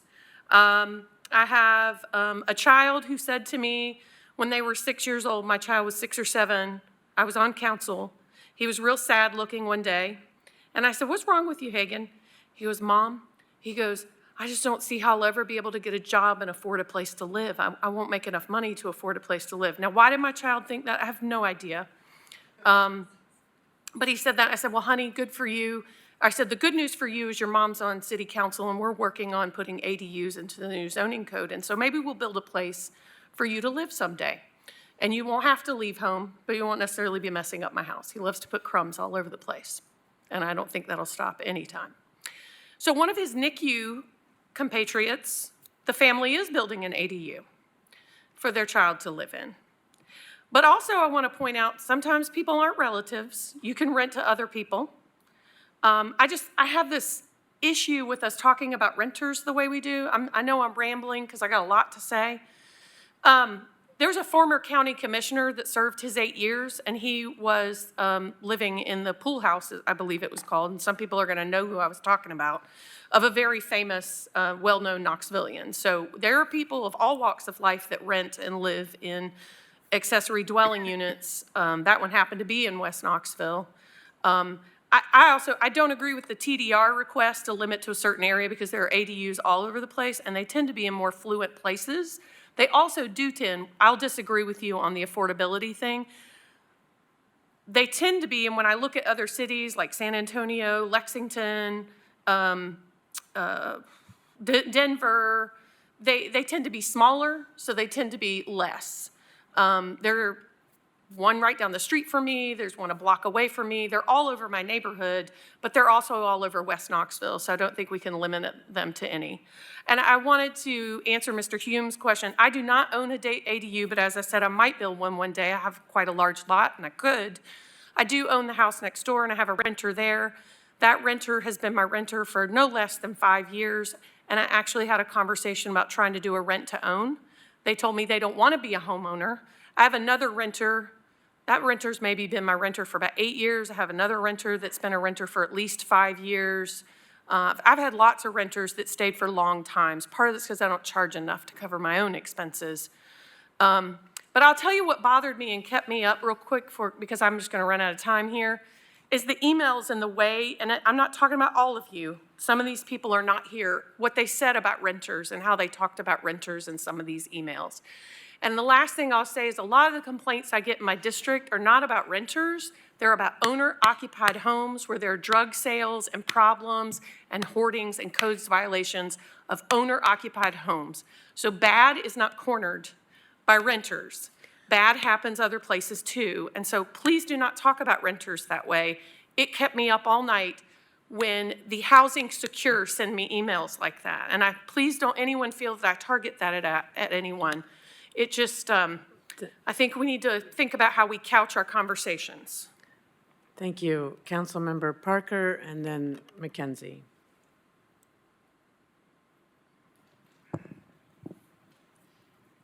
I'm also trying to figure out where to start.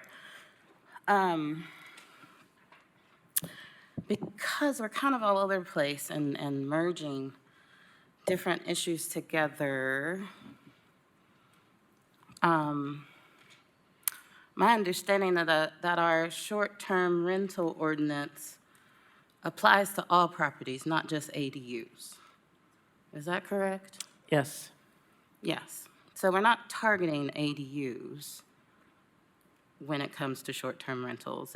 They're completely separate issues. Completely separate issues. I'll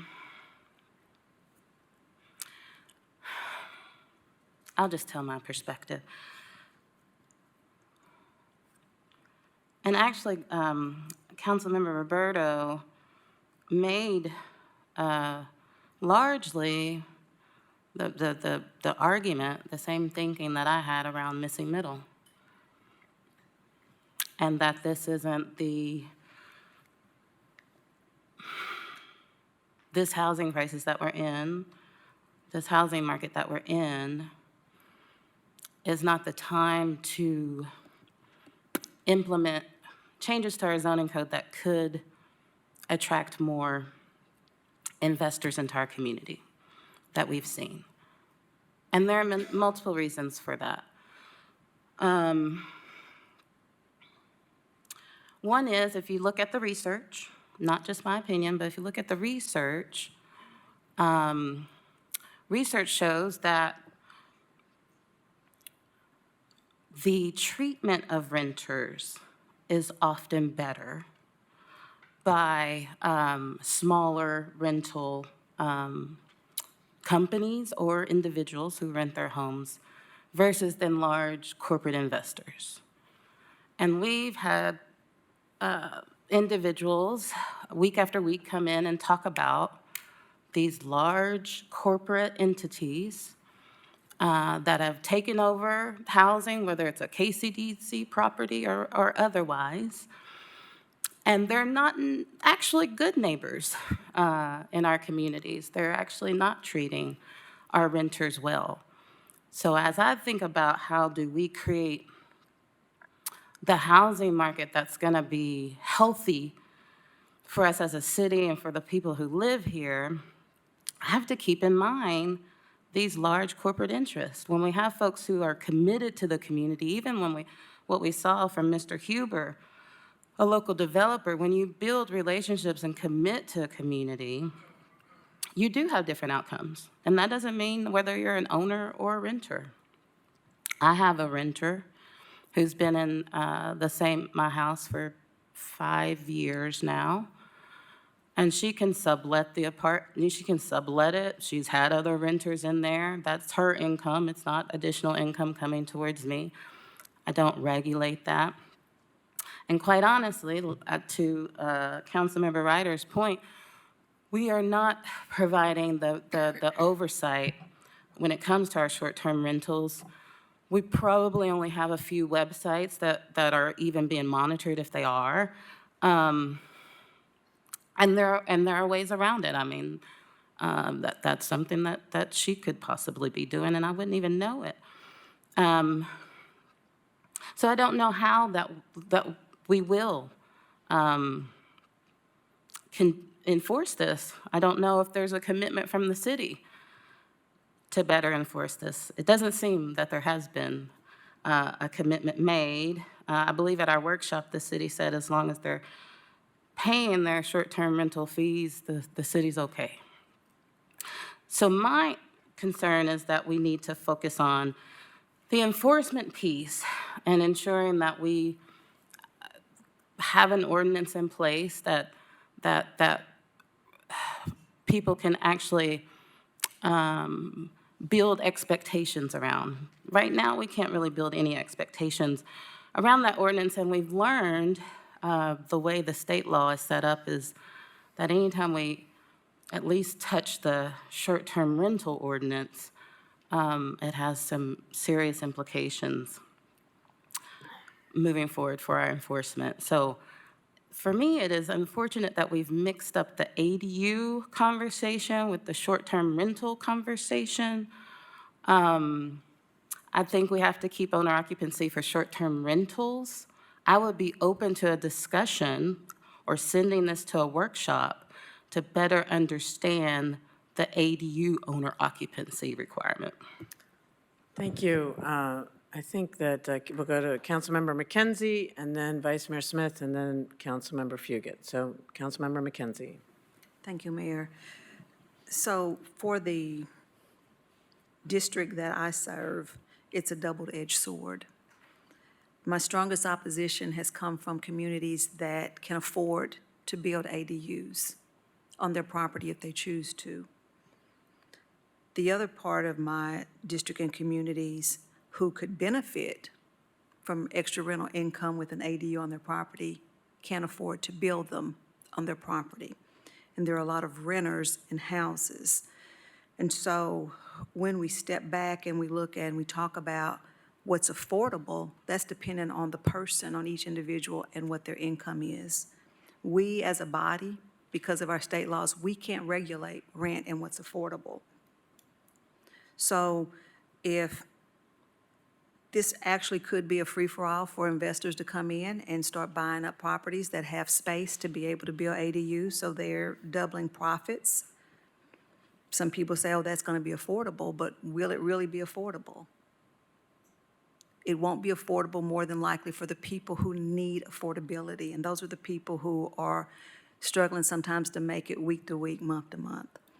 And so while we have the housing shortage and we talk about missing middle, we cannot forget about those people who are barely getting by because they have minimum wage jobs, living at the poverty levels, but making too much money to be able to get the rental assistance. And so I am in agreement with Councilmember Parker that we may need to slow this down and talk about differences between short-term rentals versus ADUs, because I think that there could be some blurred lines there. But I think that we need to be very cautious as we move forward, because we absolutely could be opening up the floodgates to something that could have some very bad unintended consequences, short-term and long-term, for people in our communities that are getting priced out and are already having to live with family members and other people because they cannot find somewhere to live that is affordable for them. So when we throw that term around, affordable, I want us to be very clear what that means. And I'm looking at everybody out here and my colleagues around the table. Affordability is different for each and every one of us as it is to people who are in the audience today. So I say that we need to keep that in mind. And at this point, I'm really struggling to be able to support this. I do think that the owner-occupied, even though we have some opportunity to be able to enforce that better than we have up to this point, serves a purpose, absolutely serves a purpose. Thank you. Thank you, Vice Mayor Smith. Thank you, Mayor. I agree with a lot of the sentiments of my colleagues. First of all, I've rented in 5 places around the city: in West Knoxville, in the Fort, in South Knoxville. So I've been lucky enough to purchase a home, but I've rented all across this town. So I have a perspective that I think applies to both. And as somebody who's advocated to allow renters to sublet Airbnbs, I don't think there's any shortage of critique of my advocacy for renters. So that's where I'm coming from. I agree with planning's recommendation on this. So I'm in support of the utility setback and floor area changes, but not the owner occupancy. What's been interesting and was real clear about in the workshop last week, which is why I think it was really helpful, was that not all strategies provide the same type of housing. And that sounds obvious, but I think one of the things being in a huge housing shortage is that we see some folks try to apply all solutions to different types of housing strategies, and we see some folks who don't want any change. And so in the spectrum, each strategy is meant to solve a different thing. As Councilman Roberto outlined, the intent of ADUs was for an owner of a property to provide space for someone else, whether it be a relative, a renter. And so I think that strategy, in that case, should do its role in the housing ecosystem and not be stretched or contorted into try to solve a bunch of different things. It has a role, it has a strategy. With that said, I do support more ADUs for owners. So, I have them in my neighborhood. I have them, I have friends that have lived in them. So I support those for owners of properties. And I think we should remove, as Councilwoman Ryder mentioned, we should remove as many barriers in the code as possible. And I think this applicant has outlined a few of those that I would support either at this stage or in subsequent stages. And I like the idea of workshopping this a bit more. One of the things I want to point out, though, and I think Councilwoman Parker mentioned this in previous meetings, and I may have disagreed with a lot of the commentary, but one of the points that I want to highlight related to ADUs is they will be smaller and therefore more affordable. That doesn't make them, to Councilwoman McKenzie's point, affordable in the technical sense as a percentage of AMI or as we understand it. So in my research of cities that have more ADUs per capita in other cities, what I come back to is, why do they have more? And for those that do still have owner occupancy, why do they have more? And I looked at different cities and what is possible. And the place I landed on was Denver's Housing Authority. They have a pilot program where they are providing incentives to homeowners to build ADUs and requiring that they stay a certain percentage of AMI for a certain period of time. So you are ensuring that it is not only affordable in the general sense, but technically affordable. And they're providing those incentives at an individual homeowner basis. And this is important, I think. A lot of times, folks may be new to this, are critical of incentives we provide larger developers for pilots or TIFs. And I'm always saying incentives are good, they just should be good for everybody. And so while I mentioned at our workshop, Mr. DeBose, that our NOAA approach is going to scale down to 5, I think a bold approach with ADUs that keeps them with the intent and the strategy that they're used for in the housing ecosystem is to stretch incentives down to the individual homeowner basis. The biggest barrier, as I was educated by the applicant, for ADUs here is just the cost. And so the Denver model allows for stability of homeownership, provides wealth building for the existing owner, particularly those who need it most and cannot afford ADUs as much, creates long-term affordable units, and provides access to incentives that larger developers have. So in other words, I think the right approach for ADUs is not necessarily contorting it into different applications it wasn't meant for. It's making it more possible for more people. And I think the Denver model, they tried in 2021, they tried 10 units, they provided incentives for owners to build ADUs in the back of their yards, hold it at 8% of AMI for 5 years, in exchange for the other hard part, which is a bank-financed forgivable loan. Financing is weird, as I've been educated, because ADUs don't fit into any banking box. So in other words, this program, there's a 26-page report that Denver's put out. It looks back at the first year. It talks about what worked and didn't. I highly encourage this administration, KCDC, Mr. Bentley, if he's in the House. I think there's a way to be bold with ADUs as they are and unleash the creativity and the boldness to individual homeowners to do more, as opposed to, one last second, frankly speaking, leaving it up for grabs for who knows who. It could be responsible local developers. It could be people who buy 30 properties from out of town. It could be individuals. Let's not change the strategy of ADUs. Let's make it more possible for individuals. Thank you. Councilmember Fugit? Thank you. Thank you, Mayor. I just want to say, like everybody else, this is not an easy issue. And I agree with Councilman Smith that there are parts of this that would help, and with this whole plan that I could probably support. The ADU issue, I think, and I've said this before at our meetings, I think part of what concerns people when zoning and we start changing rules is not the othering of people. There's way too much of othering people in every one of our city council meetings.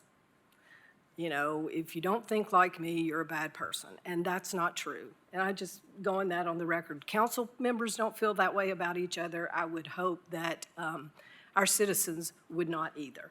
But back to my train of thought about the ADUs is when we have a hard enough time enforcing the ordinances we make, people have very little faith in our ability to enforce changes that we make.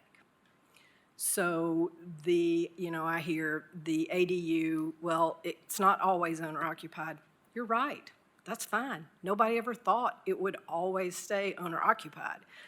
As a matter of fact, the way some of this ordinance is written, I believe that if it can't exist on anything other than an owner-occupied house, would you have to tear it down? I mean, we don't do that. So I'm just saying there are things that maybe need to be cleaned up. I think my hesitancy with removing the owner-occupied ordinance or the owner-occupied piece is this is how we slow the roll, if you will, and I agree with Councilman Smith that the incentives to have people who live in neighborhoods who in any neighborhood who can't afford an ADU but would like to do an ADU, that would help housing issues because then family members could live there, and that's what ADUs were intended for. It was aging in place, generational living together like we used to. But if people can't afford to build that on their property, then that also causes problems with housing supply. So I think and financial institutions will figure it out, but because they have in other cities, so that would take some work. But I do think that is very much worth exploring. At this time, I am not prepared to support lifting the owner-occupied requirement because I think there was so much strife. I wasn't on council. I can't say I didn't sit through the meetings like some of my colleagues did.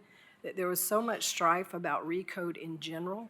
We made a big change last week to TDR and middle housing, and I just think that we can study it more and come up with a better way to increase the supply of ADUs the way we would like them to be developed in our city than just taking the owner-occupied piece off.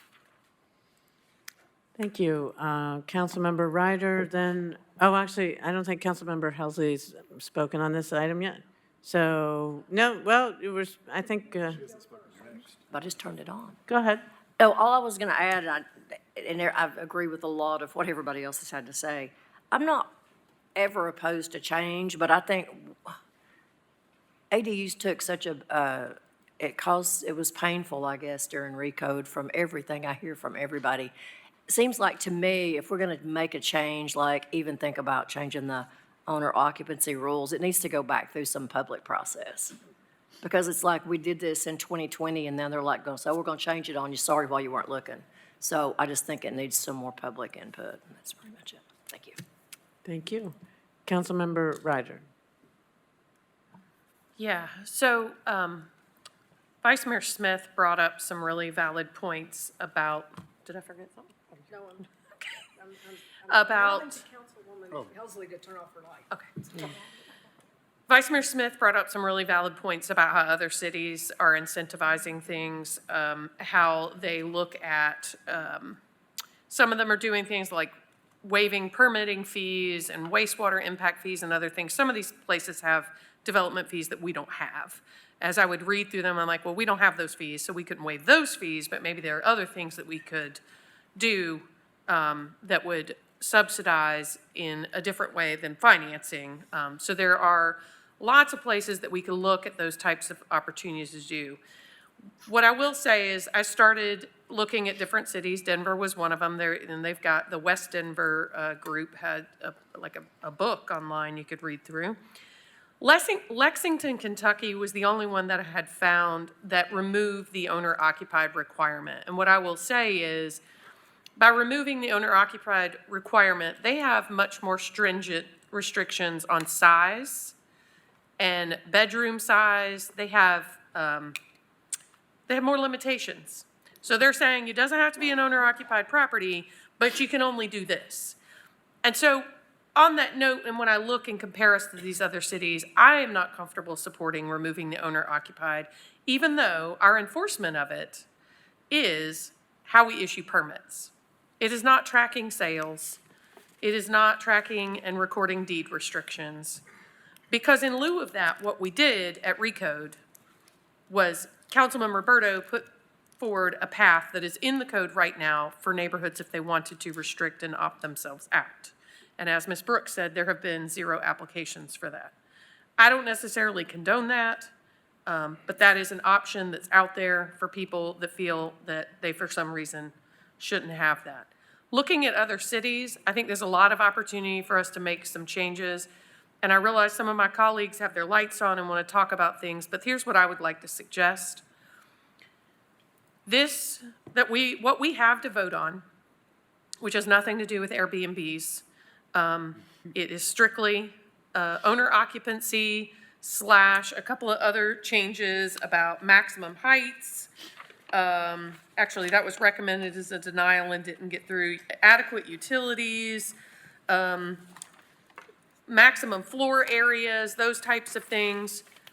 The Planning Commission, what we did, it came to this body, we reviewed it, we sent it back to the Planning Commission. The Planning Commission made comments on all of those, and the planning staff. And then the Planning Commission changed the owner occupancy part.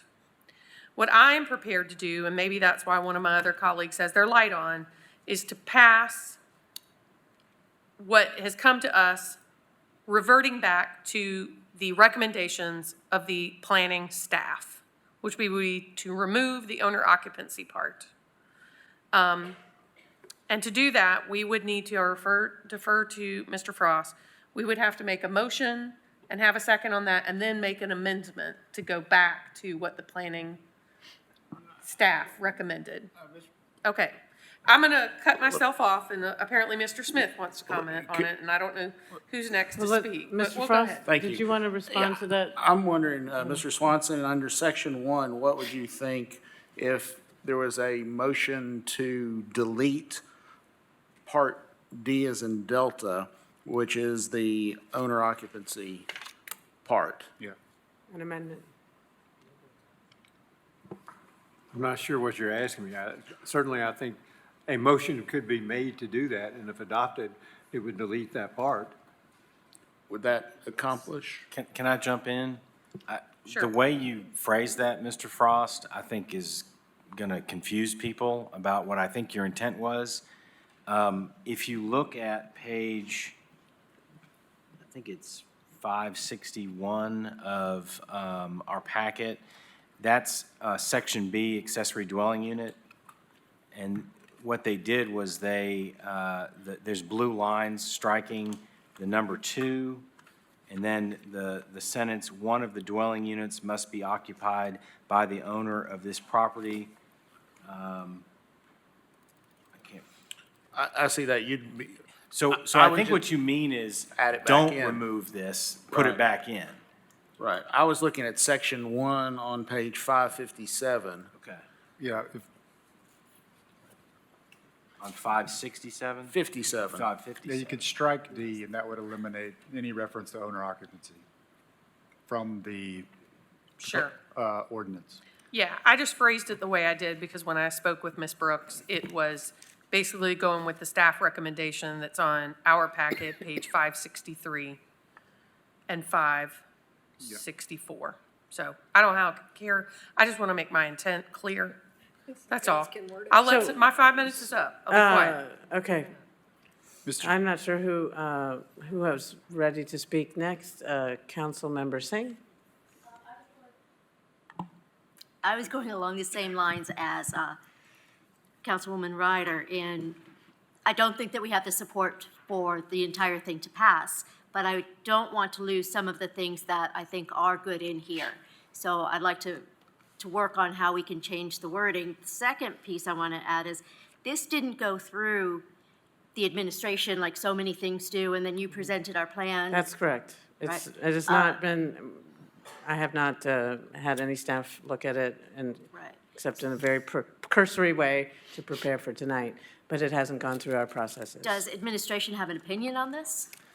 I think that more community input is a good idea.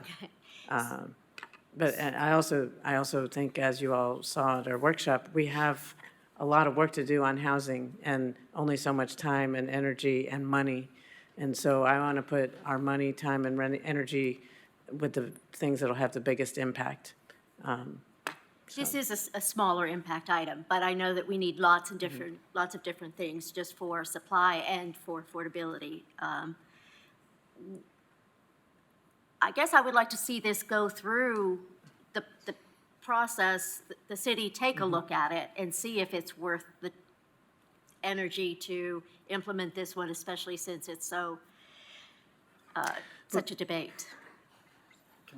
One thing, so is someone making a motion to amend this so the owner occupancy provisions are not changed, but the dimensions and other things are adopted? I'll make Is that motion. Is that?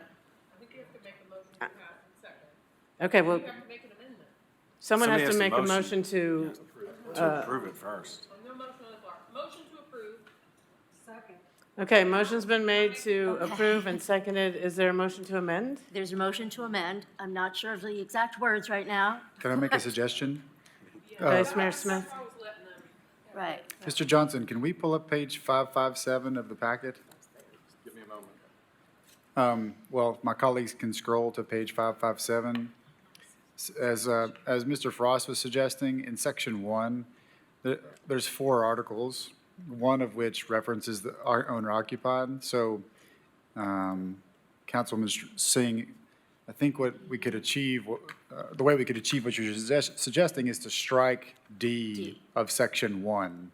Which is what Mr. Frost said. Yeah, I'm trying to say it better. And then get into the meat of the actual proposed zoning code, which is at 560 Yeah. something. And for that matter, if we all agreed on striking D, we could either pass this on first reading or even postpone it to give the administration a chance to double check that and offer a perspective on A through C of those, if anybody followed that. All right, so I'm making the motion to strike D. A motion to amend.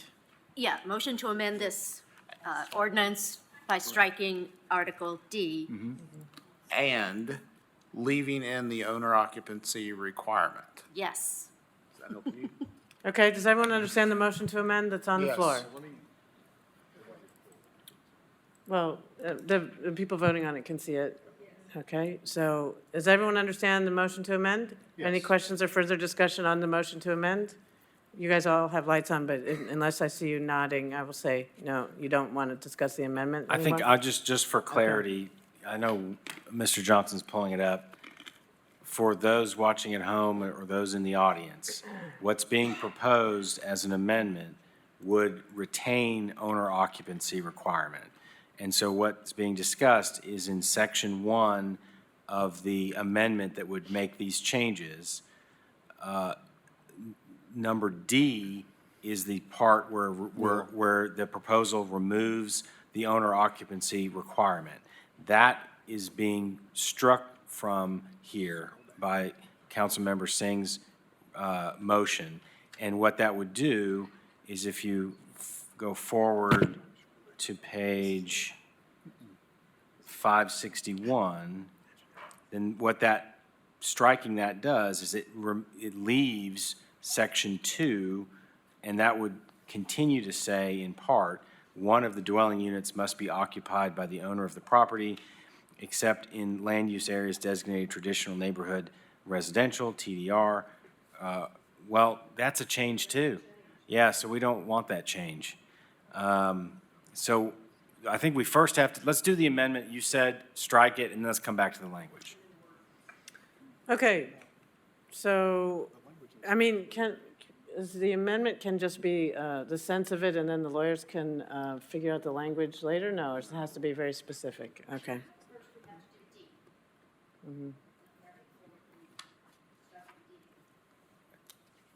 Mayor, can I ask a Section question? D is that. So, like, Section D is a reflection of the blue in front of us. So if we strike D to the public, we're keeping the owner occupancy. It's that straightforward. And it's referencing that language. D is referencing that language.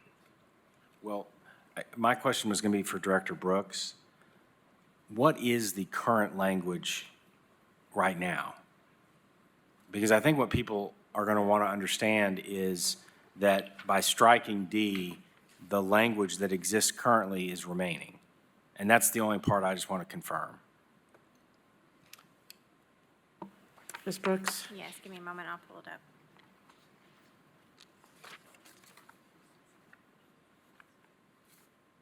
Oh. I unfortunately cannot pull up the council packet.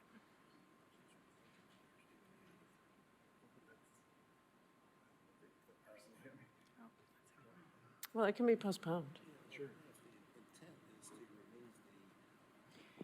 So under section B2, An ADU may be located only on a lot with one single-family dwelling. However, in the EN districts, ADUs shall be permitted unless the neighborhood prohibits them in a new approved EN application. One of the dwelling units must be occupied by the owner of the property. Okay. So I think the complete amendment would be to strike Section D in the ordinance proposal, but then to leave the language exactly the way it is now under Section B, Section 2, regarding accessory dwelling units. Okay. And I think that's clear, because then everyone understands what we're talking about. Okay, so Councilmember Singh, as the maker of the motion to amend, is that your understanding of your amendment? Okay. Okay.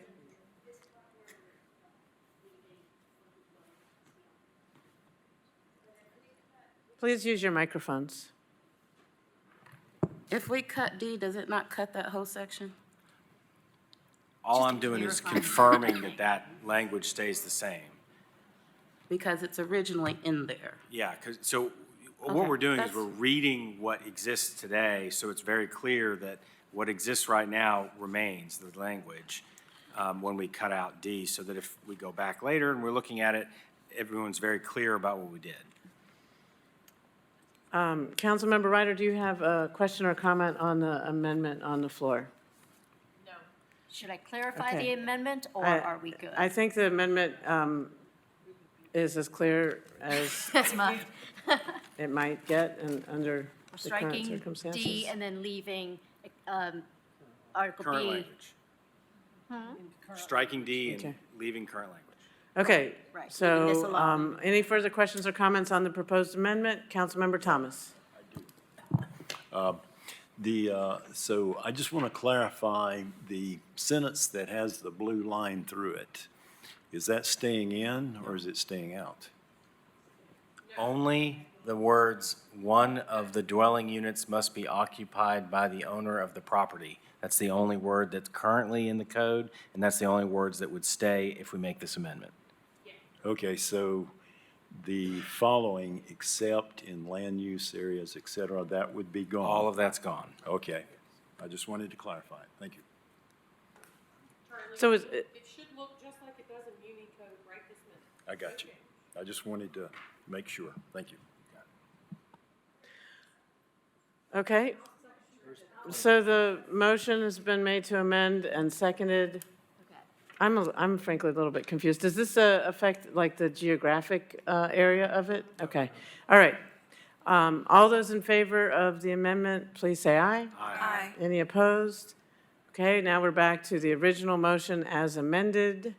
Councilmember Ryder? I want to reiterate what I said earlier, in case it was lost in my rambling trains of thought, because one of my constituents messaged me and asked me about this.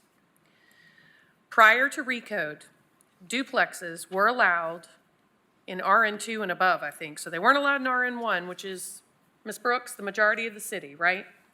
The majority of the land in the city is zoned RN1, or? I would say the majority of the land is zoned RN2. Okay. My majority of the land, prior to recode, duplexes were allowed as a use by right. No owner occupancy requirement. So my constituent said to me, so just to be clear, and they referred to missing middle, and I said, no, that's not correct. I can make my house a duplex and rent both parts, but not splitting the house and building a rental unit in the backyard is a bridge too far. And I just want everybody, and that was what I believe Mr. Durham or someone who spoke's point was, building something that's 800 square foot because it's a little garage apartment or a pool house or whatever is the bridge too far. But having a duplex is not a bridge too far because that is allowed. Now it is a use by right. I'm not opposed to either. I just want to be clear. I'm going to go along with this, but I just want you to all understand. I think that we are being fooled by owner occupancy tagged onto something. That's all I just want to get out there. But the majority of the cities require owner occupancy for ADUs. I just think an ADU with, 18-foot height restrictions, smaller than the house, et cetera, is smaller scale. And I just want people to really understand what we're talking about. And also, when you say you can build an ADU, because I don't want to be, I'm hiding some cards behind my back and I'm not telling you the truth. When we say owner-occupied required for ADU, all of those are eligible for Airbnb rental because that is our Airbnb ordinance, owner-occupied, which I stand behind and have no intent to make a change on. But a duplex is a different story, and I want you to all be clear on that. Okay, Councilmember Roberto. Thank you. Thank you, Mayor. One of the big topics that came up in the town hall and has been talked about tonight, it was about enforcement. And so I wanted to ask Director Ahrens to come down and talk to us a little bit about enforcement. And the reason I want that to be, I want us to have that discussion is because I think there's some there have been some examples that have been given to us that Mr. Ahrens and his team, who do a very difficult job and do it well, would not permit to happen. And that's been discussed in these meetings over time, and I just wanted to confirm those things with him. Director Ahrens, you guys are going through a very significant software update, and one of my questions, my first question to you is, at the end of that, when you've got everything, squared away and you're ready to go, that would allow you the ability to track ADUs much better than you do now. That's correct. Okay. In our previous conversations, there have been discussions about how no one is building ADUs. And you and I had a discussion in a meeting, and we figured out by looking at the permits how many ADUs are being built currently. And to best of my recollection, it's about 50 a year. So the notion that there's none of it, we've restricted this so bad that no one can even do it, that's not true, is it? No, sir. All right, so it's about 50 a year. Okay. Now, this is the part that was very concerning to me. It came up in the town hall. It's been discussed in these meetings. But one, there's been some discussion about tricks to deal with your department. And so specifically, there were 3 of them that I remembered. One of them was, I can change my address on my driver's license multiple times and get different permits for different properties just because I'm changing it, and I can skirt the system. The other one was, I'm going to have a gas line or a power outlet for an oven installed in the ADU, but I'm not going to hook up the appliance so as to avoid you noticing that I'm going to put this in. It's going to be an ADU then, and I can wait until the inspectors leave, and then I can put in the appliance and have an ADU that's would have been going through a different process. The other one was, I can cover things up with drywall, and I can make sure that you can't tell when your inspectors come through what I'm doing. So my question to you is, if any of these things ever occurred, how would you and your team respond to that? Great question. So with our system right now, our previous software system, we didn't require everybody to register. So if somebody was a homeowner, they were just a homeowner permit, we didn't track that. Right now, we just require everybody to register. It doesn't cost you anything. We just need to know who's building what. And so my front staff, if they see the same person coming in different residences, they're going to throw a flag on the field and we'll address that. Out in the field, we do rough-in inspections, which is, for those of you who are not in the construction industry, before they start hanging drywall, before they start covering everything up. If we see a 240-volt circuit run to an area that's looking like a kitchen, if it looks like a duck, it smells like a duck, it's swimming around, we're going to throw a flag on the field. We'll say, hey, this doesn't align with the plans that you submitted. Go back to the plans review group and make sure that what you're doing is approved. Whether that's a wire, whether that's a gas line, whatever it is, we're training our staff to be aware. Trust me, my staff is aware that ADUs are a big deal, in the city of Knoxville, and they're keeping their eyes open, and they're recognizing, and if there is something that's questionable, they're bringing it back to the office and saying, hey, this is what I saw. I took pictures. And so we do deal with that on a daily basis. Well, and the only reason I bring it up, Director Aaron's, is because I don't want there to be a misunderstanding from the public about what your office is doing. Because like I said at the beginning, you're doing very hard work and you're doing it well. And I don't want people to be thinking that there's not enforcement going on. And the second point that I think no one would disagree with is that if that kind of thing did happen, I would expect you to take immediate action like you talked about and make sure there were consequences for somebody who was trying to play at games and hide things from your inspectors. And I trust that with you shaking your head, you're telling me Yes, that sir. you would do that. Thank you Yes, very sir. much. Let the record reflect that he was nodding his head, not shaking his head. Yes, enforcement matters, and Peter and his team do a good job. I mean, Mr. Aaron's. Any other questions or comments? Seeing none, all those in favor, please say aye. Any opposed? There's the motion to approve, and it was amended, and so we're back to the original motion as amended. Well, as amended. The amendment passed too. Sorry. The vote's been taken. I think it passed, but we'll do it again for clarity. Well, motion to reconsider. Okay. The motion is on the floor. I think I, did you count the votes or no? Okay. Why don't we just redo the vote? Do you have more comments before the vote?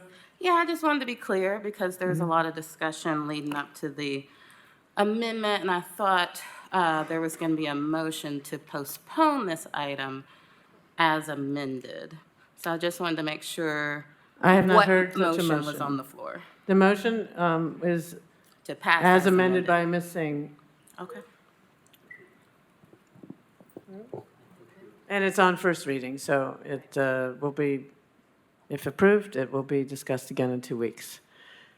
Any other questions or comments on the motion before us? Everyone understand what you're voting on? Yes. Okay, all those in favor, please say aye. Aye. Any opposed, please say nay. Motion carries. I look forward to further discussion in 2 weeks. Okay, moving on. 12C is an ordinance approving the request of Benjamin C. Mullins for an amendment to the North City Sector Plan from low-density residential to medium-density residential office for property located at 5421, 5500, 5504, 5510, and 5520 Pratt Road, and for a portion of property located at 5418 Pratt Road, 5th District.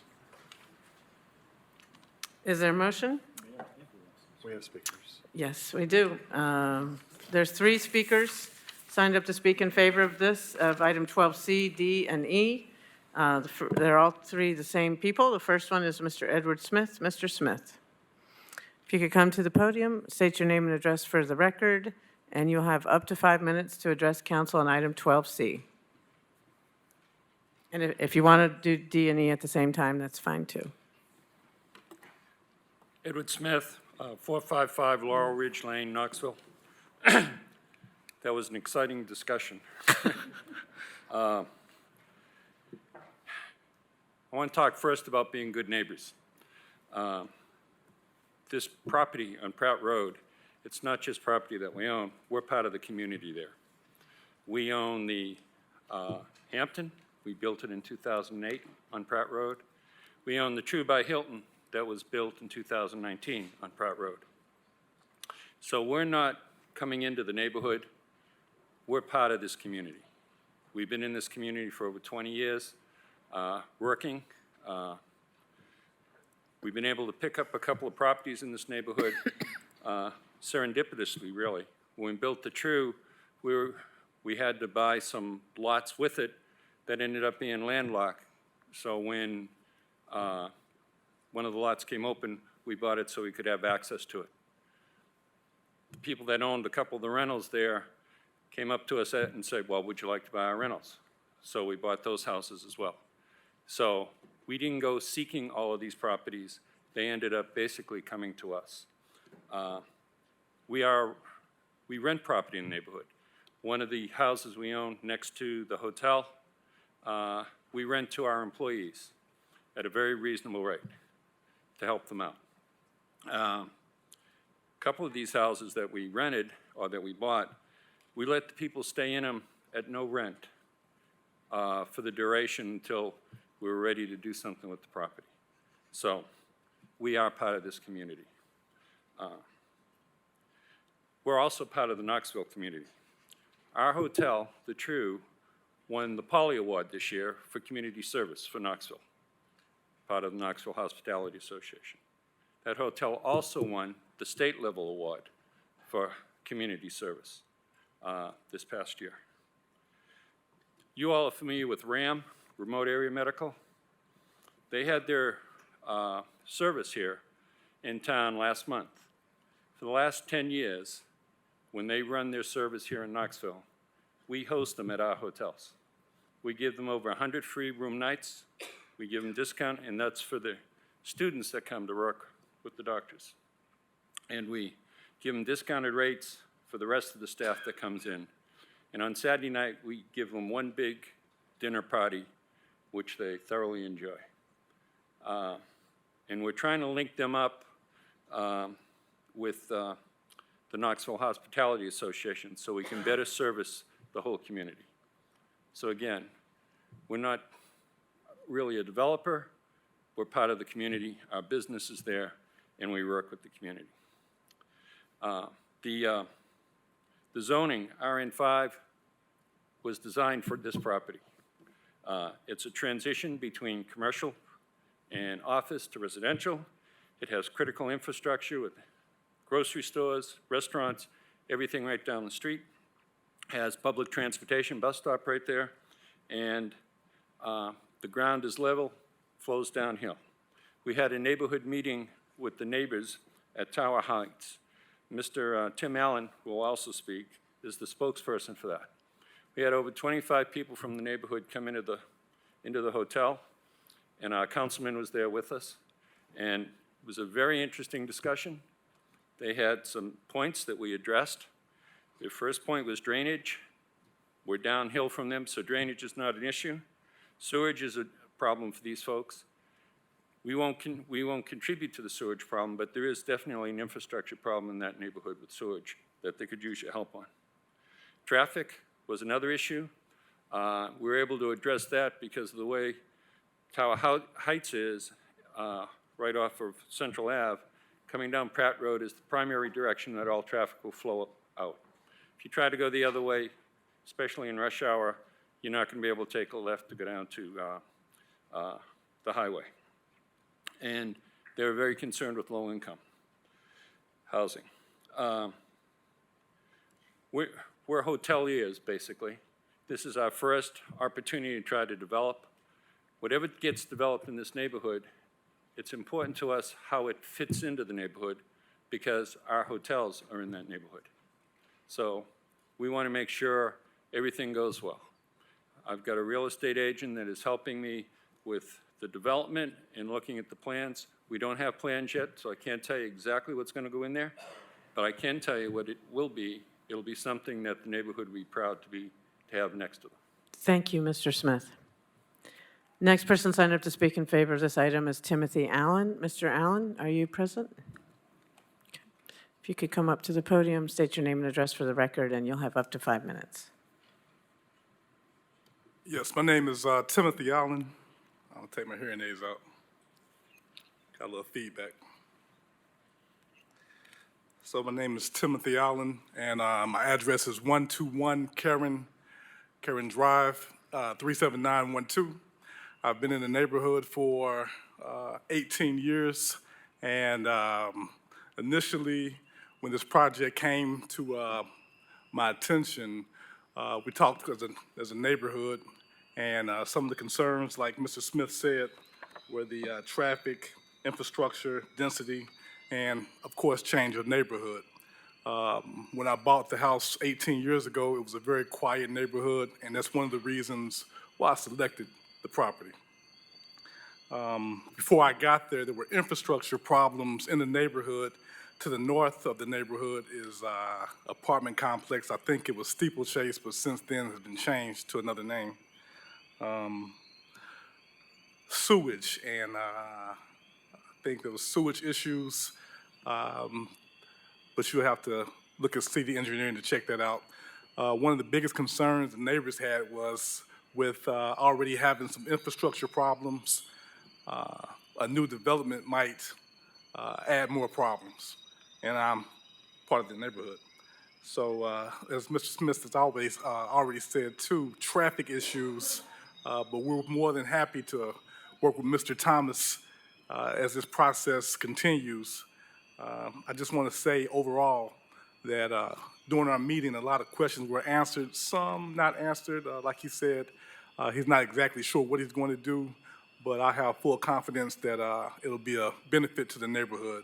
So the neighborhood Tower Heights community would like to support this decision. Thank you. Thank you, Mr. Allen. Next person signed up to speak is Gurish Desai.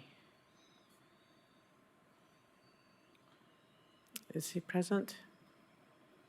Okay, that is the last person to sign up on this item 12C. Is there a motion on the item? Councilmember Thomas?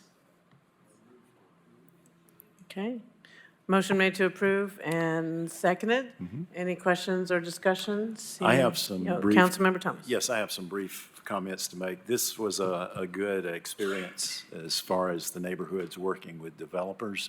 You know, you see the jump from an RM1 to an RM5, which, you know, we always scrutinize those heavily, but it's all about the developer and that particular location. And this particular development is kind of checks a lot of the boxes that we've talked about where to build new housing. It's close to an artery, which is Merchants Road. The traffic actually from this new development will not go into the neighborhoods hardly at all. Most of it's going to go out on the Merchants Road. And for the benefit of the future residents there, which is what we always look at, is they will have easy access to public transportation. There's businesses there that they can be customers of. Possibly they can find employment at those businesses. And I really think that the impact on the neighborhood will be relatively small. So I'm supportive of this, and I think as Mr. Smith said, and Mr. Allen, you know, it was a good collaborative process, and Mr. Smith is not only a developer, but he's a neighbor. And also I have confidence that he's going to continue to work with the neighborhood as this development progresses, and so I do support this zoning change. Thank you. Any other questions or comments? Seeing none, all those in favor, please say aye.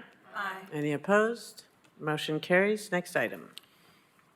12D is an ordinance approving the request of Benjamin C. Mullins for a one-year plan amendment from low-density residential to medium-density residential office for property located at 5421, 5500, 5504, 5510, and 5520 Pratt Road, and for a portion of property located at 5418 Pratt Road, 5th District. Motion made to approve and seconded. Mr. Smith, if you've signed up to speak to this item, would you like to speak? And Mr. Allen as well. Yeah. Okay, council members, any questions for Mr. Smith or Mr. Allen? Okay, any questions or comments on this item? Seeing none, all those in favor, please say aye. Aye. Any opposed? Motion carries. 12B is an ordinance to change the base zoning classification for property located at 5421, 5500, 5504, 5510, and 5520 Pratt Road, and for a portion of property located at 5418 Pratt Road from RN1 District to RN5 District. Benjamin C. Mullins, applicant, 5th District. Motion made to approve and seconded. Again, Mr. Smith and Mr. Allen, you'd signed up to speak. Any questions for the two speakers? Or do you wish to speak? Okay, I don't think there are any questions. Any other comments from council before you vote? Seeing none, all those in favor, please say aye. Aye. Any opposed? Motion carries. There has nobody signed up for public forum, so without objection, this meeting is adjourned.